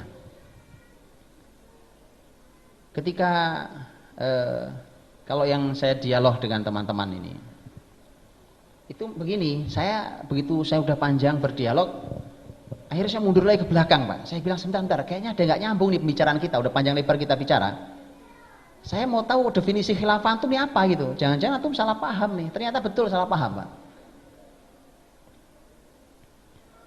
Jadi mereka ini menganggap bahwa khilafah ala minhaj nubuwah itu adalah nubuwah. Beda, Pak. Namanya khilafah itu pengganti, berarti datangnya setelah nubuah. Makanya ala minhajin nubuah, nubuahnya dulu tegakkan dulu, baru khilafahnya muncul gitu. Oh pantes, kalau gitu antum salah paham. Kalau antum mau bicara tentang masalah nubuah, Nabi dakwah di Mekah hanya dengan beberapa orang, kemudian Nabi pemimpinnya, sahabat ikut dengan Nabi, itu mah ayo, semua orang juga siap. Tapi khilafah itu khalifah pertama siapa? Abu Bakar, bukan Rasul. Kalau Rasul Nabi, Pak. Nabi Rasul. Khalifah pertama adalah Abu Bakar Siddiq. Jadi salah paham ternyata. Ternyata yang dimaksud adalah maksudnya dakwah Islam, Pak. Seperti Nabi. Kalau itu kita sepakat semua. Tapi kalau kita bicaranya khilafah ala minhajin nubuwah, khalifah pertama itu Abu Bakar. Makanya Nabi mengatakan al khilafatu ba'di 30 sana, itu mulai dari Abu Bakar radhiyallahu anhu. Nah sama nih kasus dengan saya tidak terlalu mendalami, tapi saya hanya melihat informasi. Saya sebut tidak mendalami itu karena saya tidak pernah merasa puas kalau informasi dari internet, itu masalahnya. Jadi saya walaupun saya banyak membaca tentang informasi di Syam, di Irak, tapi karena informasi internet saya belum percaya. Karena ya begitulah, Pak. Makanya saya bilang teman-teman tolong hati-hati. Tabayun itu merupakan konsep Quran. Hati-hati ya kan. Ini ada SMS sedikit sebar, SMS sebar ya kan. Menyesatkan orang kita baru tahu. Saya tidak susah untuk percaya karena memang kita diminta oleh Nabi SAW untuk bersikap adil pada informasi. Sehingga ketika umpamanya ini subhanallah pelajaran, Pak. Sampai akhirnya saya berantem di Facebook sama anak muda. Saya itu paling malas komentar di Facebook. Jadi kalau antum lihat Facebook saya hampir jarang update status. Itu karena saya menggunakan Facebook itu hanya untuk melihat tentang umat ini lagi ngapain gitu kan. Ya, dan dari situ saya bisa mengukur Indonesia bangkitnya kapan. Yang diomongin apa sih ini ya kan? Karena Facebook saya itu isinya lengkap, Pak. Dari para ustadz, masyaikh, gitu kan, para dai, masya Allah, ahli ilmu. Sampai ABG nggak jelas ada, lengkap Facebook saya lengkap, udah penuh dari kapan-kapan, udah biarin aja dan. Sehingga saya tahu gitu apa sih, oh di level ini yang dibicarakan, di level ini yang dibicarakan gitu, ketahuan. Ukurannya memang sangat kecil, itu hanya 5.000 teman saya di Facebook, jadi sangat kecil. Tapi dari pembicaraan saya tahu kualitas. Oh ya, belum ya kan, belum waktunya. Nah ini teman-teman rahmati Allah, ketika muncul Daulatul Iraq wa Syam, ya kan, yang kalau di Indonesia disebutnya ISIS. Kemudian ada euforia besar. Wah ini bibit cikal bakal khilafah, ya kan. Ini kemudian sampai yang saya berantem sama anak muda di Facebook itu, sampai akhirnya dia keluar dari pertemanan saya, ya kan, dia unfriend saya. Saya sebenarnya males, Pak, karena ini, tapi karena sudah sangat keterlaluan, baru saya hadir. Dia cuma berantem sama teman-temannya, kemudian saya hadir. Saya diajak berantem sama dia, ya kan. Anak-anak muda semangat, ya kan. Semangat saya kagum lah, semangat antum masya Allah ya kan. Tapi tolong bekali pakai ilmu. Begitu kalimat yang membuat saya marah adalah bahwa ini lihat jihad di negeri Syam, ya kan, Daulatul Iraq wa Syam, segala macam gitu. Mana ikhwan, mana jihad mereka gitu, Pak. Saya bukan orang ikhwan, ya kan. Tetapi saya bilang subhanallah, ente jihad juga belum ya kan? Baru juga kemarin sore. Itu Hamas tuh ikhwan, sayapnya ikhwan. Ya kan? Dan jangan kayak itu. Wong jubirnya ikhwan ada di Syam, ada di Suriah. Dan banyak di sana teman-teman Hamas, ya kan? Kenapa antum tidak bisa berhusnudzon bahwa mereka berjihad? Sebagaimana mereka berjihad itu. Kok kenapa kalau mau berantem sama orang kafir, kok berantem sama ikhwan? Berantemlah sama orang kafir. Jangan berantem sama saudara antum sendiri. Kecuali antum menganggap ikhwan kafir. Kemudian saya bilang, Ustadz, tolong dikasih datanya. Karena ini kalimat antum bahaya. Tolong kasih datanya. Dalam Islam kita bicara dengan bukti. Apa bukti bahwa ikhwan tidak ikut terlibat jihad di negeri Syam? Nah, kemudian dimunculkan datanya.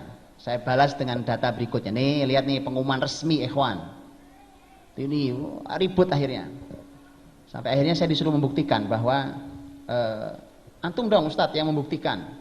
Mana buktinya kalau ikhwan itu berjihad di negeri Syam? Loh, saya bilang, kenapa harus saya membuktikan? Yang menuduh itu antum. Kalau antum ngerti syariat, dalam Islam yang memberikan bukti adalah yang menuduh. Nah, saya cuma membantu antum, yuk tunjukkan buktinya. Nah, akhirnya ujung-ujungnya debat nggak selesai, Pak. Akhirnya dia keluar dari pertemanan saya, kan. Tapi memberikan pelajaran panjang karena dialognya jadi panjang lebar, dan sampai ada teman saya masuk ke inbox mengatakan, Ustadz tumben mau berantem ya kan. Saya bilang keterlaluan, kalau enggak saya nggak malas berantem gitu, Anda buang energi. Apa maksud saya? Dan saya lihat sekarang, bayangkan efek buntut dari itu, Dalatul Iraq wa Syam itu, Pak. Buntutnya adalah anak-anak muda yang semangat di Indonesia, ilmunya nggak seberapa, jihad juga enggak, ya kan? Ngomongnya gede. Itu efeknya adalah waktu itu sampai mengupload mencaci maki Syekh Abdul Aziz Ali Sheikh, mufti Saudi yang hari ini. Ingat betul saya. Jadi muncul fatwa, bukan fatwa, waktu itu adalah pertanyaan ke beliau, kemudian beliau menyampaikan nasihat. Ditulislah itu, bahkan diberitakan di berita web Islam di Indonesia. Pokoknya intinya saya lupa kalimatnya pasnya, tapi intinya yang saya pahami adalah bahwa mufti Saudi melarang jihad. Gak sopan amat ya kan, ulama itu beliau itu. Ya, lah kita loh Pak, ilmu gak seberapa. Memang biasanya kalau ilmu gak seberapa itu gayanya luar biasa, petentang-petenteng itu memang begitu biasa. Itu memang biasanya ilmunya sedikit. Itu habis dicaci maki itu mufti Saudi, Pak. Nah, tadi saya bilang, kebiasaan saya tidak suka saya melihat satu berita, mohon maaf sekali lagi, apalagi yang bahasa Indonesia. Betul, Pak. Asal berita itu dari luar, saya akan cek dari luar langsung. Saya cari informasi, karena kalau di Timur Tengah umpamanya, itu web itu ada penanggung jawabnya dan kita tahu orangnya. Umpamanya ini webnya Dr. Ait Al-Qarni, ini webnya Salman Auda, ini webnya Syekh Soleh Munajjid, ini webnya siapa, ini webnya ulama-ulama Al-Azhar, ini webnya ulama-ulama Maroko, itu ada bunyinya semua, Pak. Sehingga kita tahu kualitas web ini. Karena beliau bahkan kadang-kadang fotonya ada. Nah, kalau web kita kan siapa aja nulis. Nah, itulah kemudian saya cari informasi. Apa sih kalimatnya Syekh Abdul Aziz Ali Sheikh ini sebenarnya?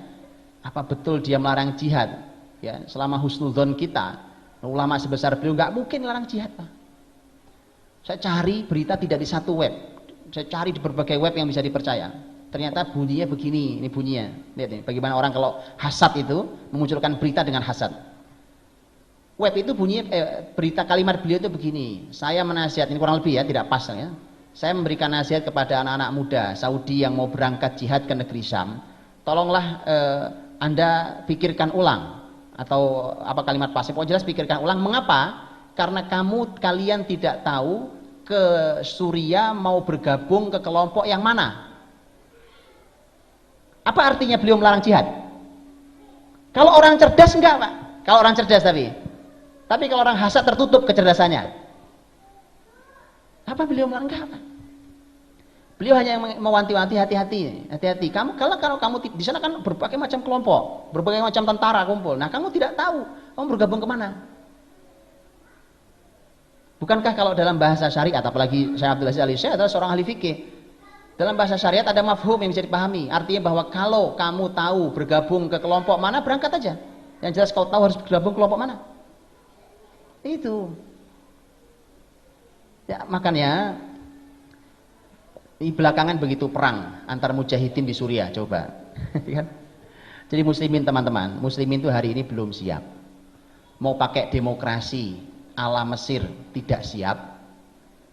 Mau pakai jihad ala Suriah juga belum siap. Coba, Pak. Itu muslimin kita hari ini.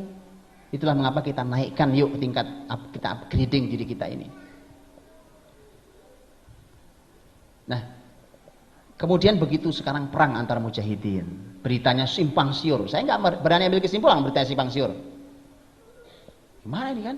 Saling bunuh, saling ngangkat kepala saudaranya, kepala ditaruh begini, ditancepin di ini, juga karu-karuan.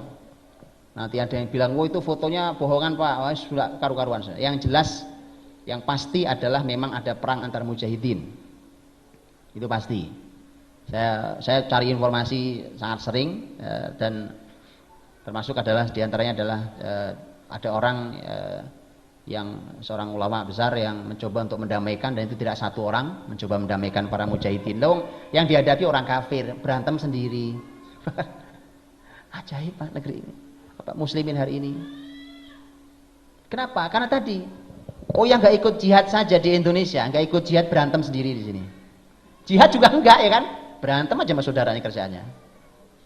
Orang lain di sana berjihad, di sini kita ngomentari sana berantem. Aneh. Subhanallah. Kemudian begitu pertikaian dan semua nunjuk hidung ke ISIS itu, ke Daulatul Iraq wa Syam penyebabnya. Ini versi yang dibaliknya. Daulatul Iraq wa Syam nuduh ke sana juga. Wah, bolak-balik itu. Gitu ya.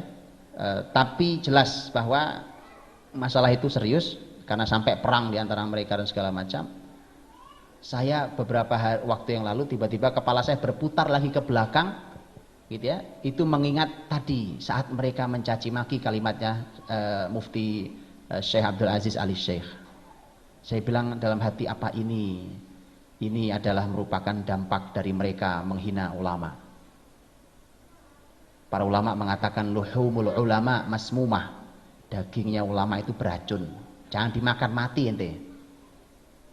Hati-hati menggunjing para ulama, Pak. Ini jangan-jangan ini dampaknya. Ulama, Pak. Jangan main ente ini sembarangan aja. Jadi ini.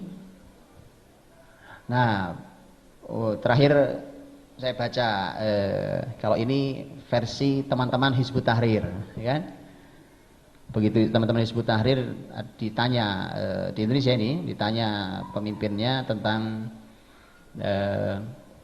bagaimana menurut Ustadz tentang Daulatul Iraq wa Syam, apakah itu adalah kekhilafahan yang sah gitu. Setahu saya sih, saya ingat saya Hizbut Tahrir ya, karena saya baca di mana itu, di tulisan mereka itu, saya ingat saya itu, dan jawabannya bukan, karena tidak terpenuhi syarat 1, 2, 3, 4, 5 seterusnya. Nah, akhirnya saling, udah pokoknya akar karuan Pak, saling tuduh, saling ini segala macam ya, sampai begitu. Daulatul Iraq wa Syam, ini negara Irak dan Syam Islam ini, mengaku bahwa dia adalah anaknya Ayman Adz-Dzawahiri, Tanzim Qaidah gitu ya, dari Al-Qaeda itu, Ayman Adz-Dzawahiri. Ayman Adz-Dzawahiri mengeluarkan pernyataan, oh bukan anak saya. Saya nggak pernah diajak diskusi, nggak pernah diajak dialog, nggak pernah diajak musyawarah pendiriannya. Sudahlah Pak. Lihat, dan itu bukan karakter khilafah. Ya, karakter khilafah. Nah, termasuk yang tadi saya bilang Pak, yang di Indonesia itu, yang betul-betul namanya khalifah. Mereka bilang khalifah, ini khalifah kami Pak. Kami sudah berbaiat khalifah. Saya cuma bilang dua hal. Pertama begini, saya bilang di Indonesia ini saja, apalagi di dunia itu yang menyatakan diri sebagai khalifah nggak satu. Sementara Nabi SAW mengatakan bahwa kalau ada khalifah dibaiat, kemudian dibaiat khalifah kedua, maka bunuh yang kedua. Nah, saya cuma nanya, yuk kita bunuh siapa yang kedua ini? Bukan, kalau khalifah begitu Ustaz ya. Kalau khilafah begitu memang Ustaz. Saking tidak boleh ada dua kepemimpinan. Lah ini ngaku khalifah. Yuk kita bunuh, yang mana harus dibunuh? Ini memang kacaunya ilmu. Itu satu. Yang kedua, tolong yang sopan, tolong yang rendah diri, rendah hati. Antum lihat, saya bilang 300 tahun lamanya muslimin memakmurkan daratan Eropa melalui Andalus. Selama 300 tahun lebih itu muslimin tidak berani mengaku bahwa kekuasaan muslimin adalah kekhilafahan. Mereka hanya menyebutnya imarah. Imarah itu di bawah kekhilafahan. Amir itu di bawah khalifah. Mereka nyebutnya imarah. Mengapa? Mengapa nyebut imarah? Karena di timur masih ada khalifah, pusatnya di Baghdad. Mereka ta'adduban, Begitu, itu orang berilmu. Hanya begitu masuk pasnya tahun 300 sekian belas. Ya, di masa Khalifah Abdurrahman An-Nasir, dialah orang pertama pemimpin Andalus yang mendeklarasikan dirinya sebagai khalifah. Ketika ditanya, loh kok Anda berani? Kemarin sebelum Anda nggak ada yang berani. Ya, karena di timur sana kekhilafahan sudah jatuh bukan kalah, tapi khalifah sudah tidak berfungsi. Khalifah hanya boneka yang dipermainkan, sehingga saya nyatakan saya khalifahnya sekarang. Setelah timur mulai bermasalah. Itu ijtihadnya Abdurrahman An-Nasir rahimallahu taala. Itu Pak. Jadi semua ada bahasa ilmunya ya. Silakan terus dicari ilmunya. Baik. Nah, ini ada panitia hari kiamat di mana saat yang bikin panitianya?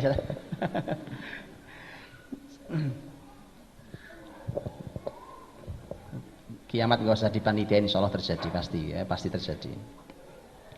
Baik, bagaimana sekarang kita mempanitiai kekhilafan yang hadir ini ya? Teman-teman dirahmati Allah Subhanahu Wa Taala, bahwa kita semua jadi panitianya untuk kehadiran itu, dan mudah sekali mengukurnya mudah. Kalimat Nabi Shallallahu Alaihi Wasallam, ma ana alihi wa ashabi, itu kunci besarnya. Bahwa karena memang sekali lagi khilaf alamin haji nubuwah itu kalimatnya sama antara fase 2 dengan fase 5. Sehingga yang harus diperhatikan adalah semua tolok ukur Islam itu yang harus kita munculkan di diri kita. Kalau kita memulai dari manapun, umpamanya, dan ini dakwah ini juga harus melihat dengan proses yang terjadi di zaman Rasulullah Shallallahu Alaihi Wasallam. Nah itu panduan kita. Zaman ini ya, mau apalah namanya, mau zaman modern, mau zaman teknologi canggih, mau zaman apapun, tetapi ternyata masih banyak zaman ini masih banyak cocoknya dengan kata jahiliyah dalam Quran. Karena kita tahu dalam Al-Quran tersebut beberapa kali kata al-jahiliyah, betul ya? Ada dhon al-jahiliyah, ya, dhon adalah praduga, keyakinan jahiliyah. Ada dhon al-jahiliyah, ada hamiyat al-jahiliyah, betul ya? Sebuah kesombongan jahiliyah, fanatisme jahiliyah, pertarungan bisa pertumpahan darah hanya karena masalah sepele, itu jahiliyah kerjaannya dulu Pak. Orang Arab dulu gara-gara tarung kalah lomba kuda, kemudian saling adu syair, saling ngecek, akhirnya perang. Sama sekarang ya, nonton bola tawuran, sama, nggak beda jauh Pak. Gara-gara apa perang gitu. Jadi sama, hamiyat al jahiliyah, ya. Tabarrujal jahiliyah, penampilan, kalau ada penampilan dari innalillahi wa inna ilaihi rajiun, ya. Penampilan diumbar syahwat, tabarrujal jahiliyah, hukmal jahiliyah, hukum jahiliyah. Jadi masih lengkap utuh gitu Pak. Makanya ada buku judulnya Jahiliyah Al-Qarn Al-Ishrin, Jahiliyah abad 20. Tulisannya Syekh Muhammad Qutb, Jahiliyah Al-Qarn Al-Ishrin. Nah, saya dirahmati Allah Subhanahu Wa Taala. Jadi kalau kita ingin menjadi orang yang berperan itu Pak, dengan apa kualitas yang harus kita hadirkan, maka memang kita harus melakukan perbaikan diri itu sebagaimana dulu para sahabat memperbaiki dirinya bersama Nabi Shallallahu Alaihi Wasallam. Semua unsur kejahilian yang tadi saya sebutkan itu hilang dulu memang dalam diri kita Pak. Ya harus hilang. Yang dzannal jahiliyah, hukmal jahiliyah, tabarrujal jahiliyah, hamiyatal jahiliyah. Karena yang dihapus oleh Nabi adalah jahiliyah. Kan jahiliyah yang dihapus, kehidupan jahiliyah baik di Arab ataupun di luar Arab. Dihapus jahiliyah itu. Terus Nabi membangun sahabatnya. Kalau kita perhatikan bagaimana para ulama Al-Quran, nah ini antum ahlinya. Para ulama Al-Quran menyampaikan tentang bagaimana Al-Quran turun membenahi masyarakat. Quran itu kan turunnya bertahap, ya? Turunnya bertahap. Bertahapnya Quran justru harusnya menjadi inspirasi besar buat kita. Beginilah cara Quran, inilah kurikulum Quran, inilah urutan Quran membenahi masyarakat. Makanya muncul diantaranya buku Kaifa Yubarmijul Quran al-Haya, Dr. Abdul Majid Ali Al-Ghili. Seterusnya, itu yang mencoba menganalisa Quran berdasarkan turun, apa temanya. Nah, itu yang kita perbaiki. Kita lihat, perhatikan. Ini menurut buku Kaifa Yubarrijul Quran Al-Haya yang menganalisa Quran berdasarkan urutan turun untuk kita tahu bagaimana Quran memprogram di program kehidupan ini sampai begitu Rasul wafat, Jazirah Arab sudah masuk Islam dan Madinah yang kecil itu menjadi pusat peradaban dan isinya adalah para pakar seluruh dunia yang diperlukan oleh dunia saat itu, cari di Madinah ada. Dahsyat Pak itu. Itu hasil Nabi Shallallahu Alaihi Wasallam dengan bimbingan Al-Quran. Disebutkan di situ di buku itu bahwa ini kata penulisnya bahwa saya analisa seluruh Quran ini dan kemudian berdasarkan urutan turun, bukan urutan mushaf ya, urutan turun. Walaupun ada khilaf ulama banyak tentang masalah urutan turun, maka ternyata kata beliau tanpa saya sadari, saya cuma mengkaji aja, kaji surat per surat. Berhentilah saya, kata beliau, di sebuah surat, ya, di surat seingat saya surat ke-38 dari urutan turun, bukan urutan mushaf ya, urutan turun. Di situ saya berhenti, saya hentikan kajian saya. Kenapa? Karena surat berikutnya itu sudah beda tema besar. Jadi 1 sampai 38 itu satu tema besar. Terus, loh, ini kok sudah beda? Suratnya suasananya beda isi suratnya. Terus kemudian ternyata berhenti lagi di surat berikutnya, di surat yang kesekian, kemudian oh ini beda lagi dan seterusnya. Ternyata ini menurut beliau yang telah mengkaji bahwa sepertiga yang pertama itu ternyata adalah islahul fard, perbaikan individu. Setiap pribadi muslim diperbaiki, semua diperbaiki, semuanya. Kita tahu apa yang harus diperbaiki sebagai seorang muslim. Baru berpindah ke sepertiga berikutnya, itu ayat sangat banyak berbicara tentang islah al-mujtama. Ternyata subhanallah, sistematis Quran itu. Islahul mujtama, perbaikan masyarakat. Begitu individu sudah baik, yuk sekarang masyarakat terperbaiki. Nah, sepertiga yang terakhir adalah islah ad-daulah, perbaikan negara, sistem. Makanya orangnya belum baik, tiba-tiba bicara perbaikan negara, pasti ikut rusak di sini, Pak. Belum cukup, nggak bisa dilompati fase ini. Dan inilah ternyata urutan Quran. Makanya subhanallah, sebagai ahli Quran, saya karena di sini adalah ahli Quran dan saya nggak berani bicara ini, nggak sopan sama ahli Quran ya. Maka begini teman-teman, tolong Quran antum gali, keluarkan kepada kita, kepada seluruh masyarakat dunia ini, semua solusi di Quran ini adanya. Sebagaimana kalimat Abdullah bin Mas'ud radhiyallahu anhu, man arada ilmal awwalin wal akhirin falyusawwiril Quran. Ini dalam Al-Mu'jamul Kabir At-Tabrani. Yang menginginkan ilmunya orang awal dan ilmunya orang akhir, maka dalami Quran. Fa inna fihi ilmal awwalin wal akhirin. Karena di dalamnya ada ilmunya orang awal, ilmunya orang akhir. Jadi keyakinan gitu, Pak. Saya kasih contoh antum sederhana nih. Ini contoh lain, Pak. Contoh lain, Pak. Kalau bicara tentang dunia kesehatan, hari ini kedokteran menyebut dirinya sebagai dunia medis yang canggih, peralatan sudah canggih segala macam. Ternyata penyakit lebih canggih. Makanya banyak penyakit tidak tersembuhkan. Ya kan? Bahkan kalau menurut penelitian seorang profesor di Jepang, bahwa ternyata yang bisa disembuhkan oleh penyakit medis oleh medis hari ini hanya 20% penyakit. Kita takut juga 80% penyakit nggak bisa disembuhkan oleh medis hari ini. Dan itu saya bisa merasakan sendiri, Pak. Karena ayah saya itu penyakitnya sederhana, asam urat. Yang bilang juga dokter, bukan ya. Kita periksa berkali-kali bilang asam uratnya tinggi, Pak. Oh berarti asam urat beliau, ya. Sudah bertahun-tahun beliau minum obat nggak sembuh. Saya temui dokter teman saya, seorang spesialis bedah saraf, saya tanya, dok, jujur, tolong jujur ke saya. Sebenarnya di ilmu antum tuh ada nggak sih obatnya asam urat? Jawaban beliau sebenarnya tidak ada, Ustaz. Lu kan nggak sopan. Lu terus apa yang diminum bapak saya? Bapak saya minum udah bertahun-tahun minum obat, saya bilang. Beliau bilang begini, itu Ustaz hanya untuk menghilangkan bengkak dan nyeri, tapi tidak menyembuhkan penyakitnya.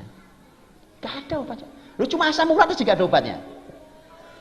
Maka dari itu teman-teman, tolong Pak, ini Quran yang akan menjawab. Fal yusawwiril Quran, ya kan? Dalami Qurannya Pak. Tolong didalami, kan antum yang ahli. Saya kan nggak ngerti, tolong dalami Quran itu, berikan ke kami obat asam urat di Quran ada apa enggak? Ini betul Pak, ini nggak bercanda ini, serius ini. Subhanallah. Dr. Jamil Al-Qudsi, salah satu dokter yang menganalisa, meneliti Quran, diuji di lab, diuji klinis ke pasiennya. Itu sampai beliau meneliti itu sampai sekarang sudah belasan tahun Pak meneliti Quran hanya di satu ilmu, padahal masih banyak ilmu di kedokteran yang lain, yaitu ilmu beliau menyebutnya sebagai ilmu al-ghidha al-mizan, ilmu nutrisi keseimbangan, dan itu diuji ke pasiennya untuk terutama pasien-pasien yang tidak bisa disembuhkan penyakit-penyakitnya oleh ilmu medis hari ini, karena beliau dokter spesialis penyakit dalam, aslinya orang Yordan, aslinya Palestina, dan beliau pernah tugas di Saudi. Masih muda, dan ilmunya kemudian disampaikan di Rabithah Alam Islami, diuji di Rabithah Alam Islami, kemudian direkomendasikan oleh Rabithah untuk disebarkan ke seluruh muslimin melalui televisi Iqra. Dan saya punya downloadan 19 jam beliau menyampaikan ilmunya di televisi Iqra berseri. Subhanallah, ilmunya kemudian diakui oleh orang kafir bahkan. Dari mana? Dari Quran. Dan yang ngerti Quran kan antum, begitu. Tolong sampaikan. Jadi kalau besok ada datang orang Pak asam urat, Pak sebentar Pak, ada ayatnya nih. Nah, ini ayatnya berarti Anda harus gitu Pak. Ini gak bercanda nih, serius nih. Betul Pak. Ini kan yang kelihatan sederhana sepele kan. Ya, besok datang presiden negeri ini datang ke Iskariman. Aduh pusing Pak, ini gimana nih tentang krisis ekonomi. Oh sini Pak, duduk sini sama saya. Saya panggilkan tim Quran saya, dia ngerti gimana solusinya. Begitu. Jadi karena muslimin mau apa lagi ilmunya? Ilmunya muslimin adalah yang tertinggi adalah Quran dan Sunnah. Jadi ya, mari kita duduk lebih dalam lagi ya. Quran itu silakan, yuk kita hafal, yuk kita amalkan dalam kehidupan kita, yuk kita sampaikan pada seluruh masyarakat. Inilah solusi itu, solusi yang kita sampaikan ke seluruh masyarakatnya. Makanya saya itu berhayal dari dulu dengan teman-teman juga bahwa lembaga-lembaga tahfidz seperti Iskariman yang luar biasa ini itu ada tim-tim, tim-tim, nggak usah kemana-mana, nggak usah lintir, Quran aja, Quran, tapi punya fokus diri sendiri. Ya, yang ini fokus dunia kesehatan, ini fokus dunia pendidikan, ini fokus dunia apalagi, ini fokus dunia apalagi, gitu kan? Kalau antum perlu ahli pendidikan kesehatan apa yang versi hari ini, datangkan aja, ngomong Pak, sini, kita mau bicara kita di sini kan, kita bicara ala Quran ini. Saya sampaikan Pak, bahas terus, keluarkan konsepnya, koreksi kalau ada yang salah. Dan seterusnya, karena kita ilmunya harus Quran dan Sunnah. Nabi memang ilmunya apa? Saya mau tanya, ilmu Nabi SAW dulu waktu menutup kejahiliahan, bahkan sahabat menutup Persia Romawi, emang sahabat ilmunya ilmu apa? Ya kan? Satu lagi pertanyaan saya, apa Nabi sibuk mendiskusikan konsepnya Persia Romawi? Lah hari ini kita terlalu sibuk Pak. Ini mana Pak? Ini konsep baru nih Pak dari Finlandia nih Pak. Ini kita diskusikan Pak, ini kayaknya bagus nih. Kelamaan Pak. Ini kayaknya bagus nih Pak, konsep dari ini penelitian baru di Harvard University. Apa Nabi banyak sibuk mendiskusikan konsep Persia Romawi untuk bangkit? Udah Pak, sudah betul Quran, tapi tolong didalami, kasih kami konsepnya. Kita laksanakan konsep itu. Karena itu pasti solusi besarnya di situ. Wallahu a'lam bishawab. Mudah-mudahan jadi panitia Ustaz. Barakallahu fikum.